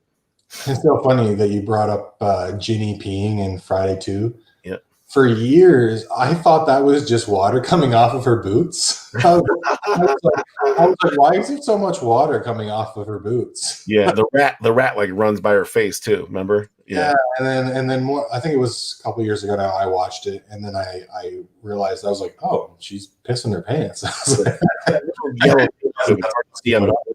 Yeah. And then Jason is on top of a stool, a chair. It's the stupidest thing ever. Well, it's like, how did he manage to get up there without her hearing anything? It's like he just it was almost like a warp up on top of it. Yeah, and it would have been all creaky and shit. There's no way she would have not heard it. Yeah. Oh, crazy. I was going to say that my first horror movie, I remember it vividly because I had nightmares for like a long, long time. I was only like 4 or something at the time, but it was actually Wes Craven's New Nightmare. Yeah. Which was crazy because there's only like 3 kills in it, right? 4 kills. Well, the thing that got me as a kid was towards the end when Heather is starting to accept what's going on in the movie. Like she's accepting that Freddy's trying to get her, and he's coming up out of her mattress. Oh yeah. That scene when he's coming up out of Dylan's mattress, that stuck with me as a kid. Like I was so freaked out that Freddy was going to come up out of my mattress and try to sleep. The other scene that's great in that movie too is when they run into the hospital room. He's on like the wall sideways. Remember? And the blood. Oh, that was sick. He's like, yeah. He's got the hat on and shit. I thought that was sick. Ready to play Skin the Cat. Yeah. See, when I grew up, the Johnny Depp scene where he came through the bed and pulled them through, and I had a water bed, so it definitely hit home too. Yeah, it's interesting how little scenes like that will stick with you, right? Well, like you sleep in your bed, so that scares the shit out of you, Yeah, and as a kid, that's the most terrifying thing. Was like me having to go back to my dark room, and Freddy might like come up out of my mattress to get me. Yeah, and I still went and watched more. Oh, yeah. Yeah. Well, actually, funny story. Like the thing that finally ended that like episode for me was when I saw Freddy's Dead. That I saw Freddy die at the end of that movie as a kid, and that fixed whatever fucked me up from New Nightmare. Yeah. Freddy's Dead was the worst. Oh my god, that movie's so bad. Yeah, it's Like if you do a couple of the guys, they did the 31, which is I guess out of the main three, there's 31 movies, and I mean you got to put that Freddy's Dead to me for me, Resurrection, Rob Zombie 2, Jason 9, Jason 10. You got to put them on the bottom of all three. You know, those are like the worst. for me. The bottom of all those would be Rob Zombie's Halloween 2. Like I that. agree, dude. I thought that Cody. It's funny. Cody Huskins loves that movie. I thought that movie was so horrible. Like, why is Jason seeing ghosts and his mother and a white horse and shit? It's like, what the fuck? That's when Rob Zombie went on that weird mythical thing, you know, where all his movies had like white visions and heavens and angels and shit. And I was like, what the fuck is going on? One was great, and then you made Loomis like an asshole in two. That Completely ruined him. yeah, completely ruined him. And even the first one, like I do like the first Halloween that he made, but only at the point where it actually starts being a remake. I all the stuff of as him as a kid when it first came out, I did actually like seeing all that. Mhm. But the more I watch it, like as time goes on, I'm not a fan of seeing the trailer trash kind of upbringing of Michael, and Right. I don't like that he has like a reason. Well, even a generic reason, really, like a reason that you could give to any serial killer in like America, kind of thing. They didn't. Right. There was no imagination to it. I didn't find. Right, I agree because people. I didn't mind him growing up either. Because the only reason why I say that is because there's so many movies before, so it's like okay, they try to do something different. And I know people say, well, you don't know why he's a killer, and that's what makes him scary. He just killed his sister one day out of nowhere. But I mean, I the problem is Rob Zombie doesn't know how to do anything outside of white trash, you know. So unfortunately, and uses the same people, so on and so forth. But I mean, he was great, and that I mean, they made him huge too in that one and strong. Yeah, that is one thing I do like about them is that Michael in those movies is just like a kind of like in the Friday reboot. He's just a force of nature. Like every single time he kills someone, it's just like they put as much force and like power into him, like slamming someone against the wall and shoving the knife in, and he really doesn't pull any punches, especially in the second one. I know it's a dream sequence at the start of the second one. Right. And I just gotta say this. I don't know why they made us sit through a good 15-minute movie and then made us sit through the rest of Halloween too. Yeah. But, that scene where he kills the nurse, I think she's also in pink scrubs at the start. Yeah. Laurie runs by her and he just like stabs her, and it goes on for like 15 stabs. Yeah. And I don't mind like movies being violent and gory, I guess, but I felt like there were many times that he was just like ramping it up over the top for no reason. Right. I agree. Just to sell it. Yeah. Versus something like in Vengeance, where my favorite kill on that is when Jason is the drunk guy. Louis.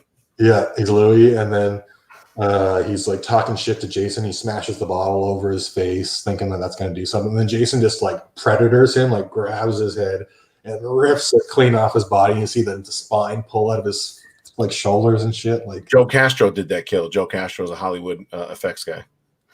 He did a crazy job because that was my favorite kill in the whole movie. That was Jason flew out to his place and got casted for that and everything. Oh, really? Yeah, it made his face look just like him. You know, yeah, the prosthetic head looked really good. Yeah, that kill is one of my favorite. When he rips a girl's head off in the car on the window. Yes, he just like he almost like karate chops her head off the window and just rips her head clean Both off. those girls are raffle winners, Toy Williams and. Oh, really? Yeah, they both won raffles for that scene. That and I like Bugsy's kill when his head gets kind of chopped off. Yeah. Well, there's so many good. Well, there's like 40 something odd kills in that movie. It's hard to pick like even your top. The bottle through his throat and out his neck. Yes, that one was great too. He's just like. The first time I saw him drinking out of that bottle, I was like, "Is he gonna get that shoved into his throat?"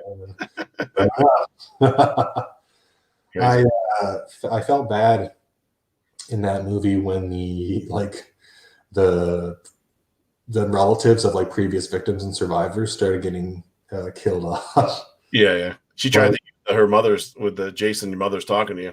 Yeah. She tried Ginny's tactic, and as soon as she's tried doing that, I'm like, "There's no way this is working twice. He killed her hard. That's another great kill. Oh, He hit her and her hair was coming off in the hammer. Yeah, pretty crazy. Smushed her head in. That was Jules Valenti who did the stunt with that. Oh, really? Yeah, because he slammed her pretty good. Well, she probably out of all of the like family members, people, she got it the worst. Like she got completely crunched up. Yeah, what's her name gets the spear through her and pulled away. That's not too good either. No, and then there was also I knew Buddy as soon as he walked off to like watch those people have sex in the water. I was like, oh, Buddy, like you're gonna die for sure. Yeah. It wasn't his character. I mean, you might not remember, but wasn't his character also supposed to be related to Jeff and Sandra somehow? He's my nephew. Oh, okay. Well, my nephew in Fall of Camp Blood terms. Yeah, but they're not connected, right? No. But yeah, he would be your nephew. Well, that sucked. You lost 3 family members. You lost a nephew. You lost a brother and a sister. Yeah, true. Well, Fall Camp Blood is after 4, so that didn't happen yet. Yes. Wait. He lost 3 members because I'd be dead too. Well, if I die, who knows? Yeah, we don't know what's going to happen to your character. All right, so I wanted to ask the chat, what is your guys' favorite horror movie, and what was your first horror movie, if you remember? So I forgot to do that like a couple minutes ago. How many people do we have on chat? I think we have 11. Okay.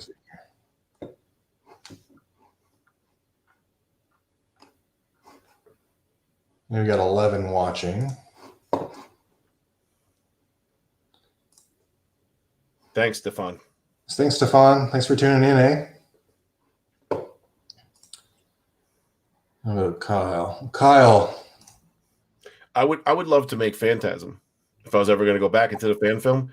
Use Jason Brooks. He's tall, and do a Phantasm. I think you could do so much with that. Would not be super expensive either. Oh no! For the most part, you'd be spending the budget on just the orbs flying around. Really, the hardest part would be you have to get a phenomenal actor to be Reggie.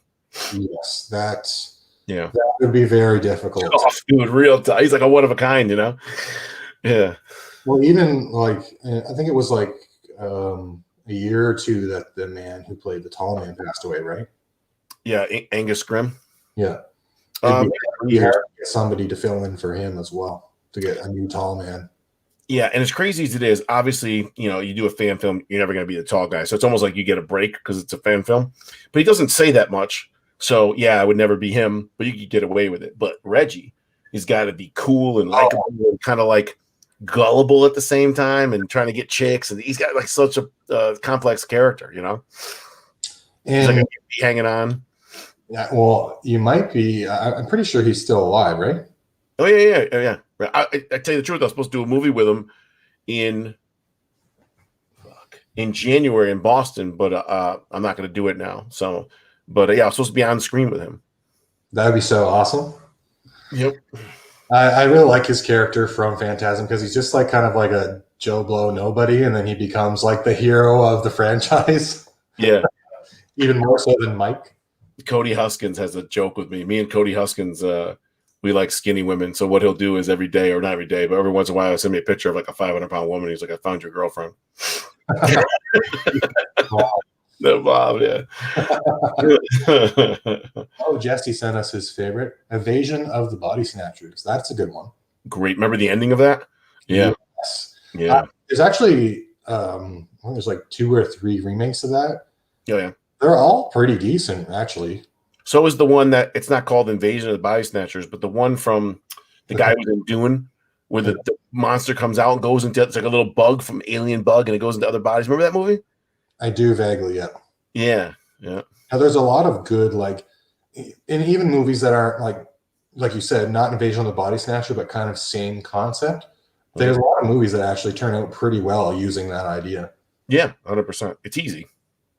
But yeah, and you don't really have to spend much of a budget either. It's just like have someone be like a really animated kind of character, and then when they get infected, just drop it and be kind of robotic or right. All right, Peter, did you have anything else you would like to tell us about Friday the 13th Roseblood? No, man, I think we covered it. I just want to say thanks to you, everyone else who helped me promote it, all the fans who backed it. I mean, never in 100 years would I think we'd hit that number in 45 days. So that made us get Lar. That made us go get a whole bunch of things, add some more kills, add shooting days. So I can't thank the fans enough. So I guess my give back to the fans is to make a great film. So, and I know there's a lot of pressure. I know there's a lot of stress. I know some people won't like it because some people don't like everything.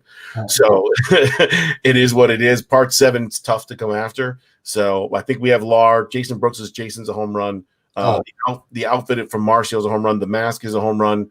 So I think if we all just do our job, the script is good. I think the fans will like it. You know, I'm going to be there to watch it every step of the way. Yeah, thanks. I was telling people lastly, if I wasn't making 7 and you decided to make 7, I would be so happy. I would I can't wait to see this film. I'm just as much as a fan as I am making it because I always wanted to see a part 7 that delivered or a part 2 with Tina, you know? And that's what makes me so excited for Roseblood. It's really great that Lara Park is in it, but the fact that you're such a huge Friday the 13th fan and I know you're going to put everything you've got into this movie. It makes me so excited to see what's going to happen when it finally comes out, because I know that even if you don't have millions upon millions of dollars to throw into the movie, it's going to turn out just as good, if not better than some of those movies that did, because you actually care about the characters and about the movie and about the franchise. Yeah, I agree. You could tell on some of those movies they just didn't care. They were just making a movie. So I agree. I appreciate it. For a buck. Yeah. Thanks to everyone in the chat who joined us tonight. It was a lot of fun seeing everyone's comments and having everyone join us. We have another episode coming up on Sunday with James Grimm about My Special Boy. That one will be fun, so make sure to tune in then. Yeah. Peter, thank you. What? Oh, I just backed it. Did you? Yeah. I got that on Blu-ray. What did you get from it? The mask. Oh, I like the new design that they've got for the mask in that. Yeah, he's doing both, I guess, because he's going sack and mask. So yeah, I asked him about that, and they said that he was going to be Sackhead Jason for 70% of the movie or something like that. Yeah. So I'm excited about that, because you only get Sackhead Jason in part 2 and for a little bit in the remake. Yep. And I love Sackhead Jason. I don't think you necessarily need the hockey mask to have Jason in a movie.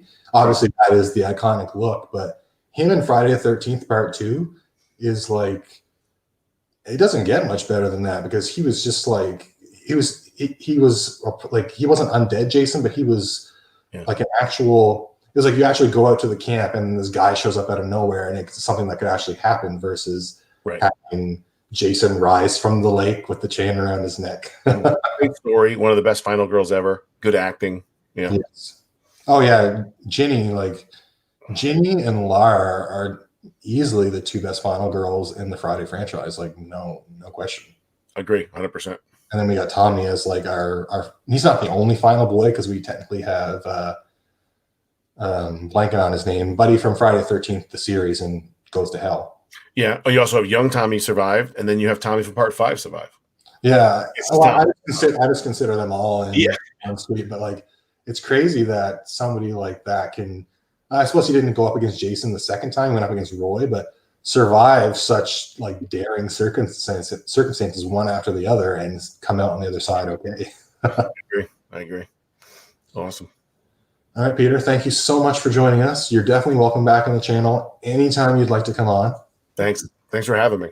No problem. All right, guys, thank you so much for joining. I'll see you next time. Have a good night.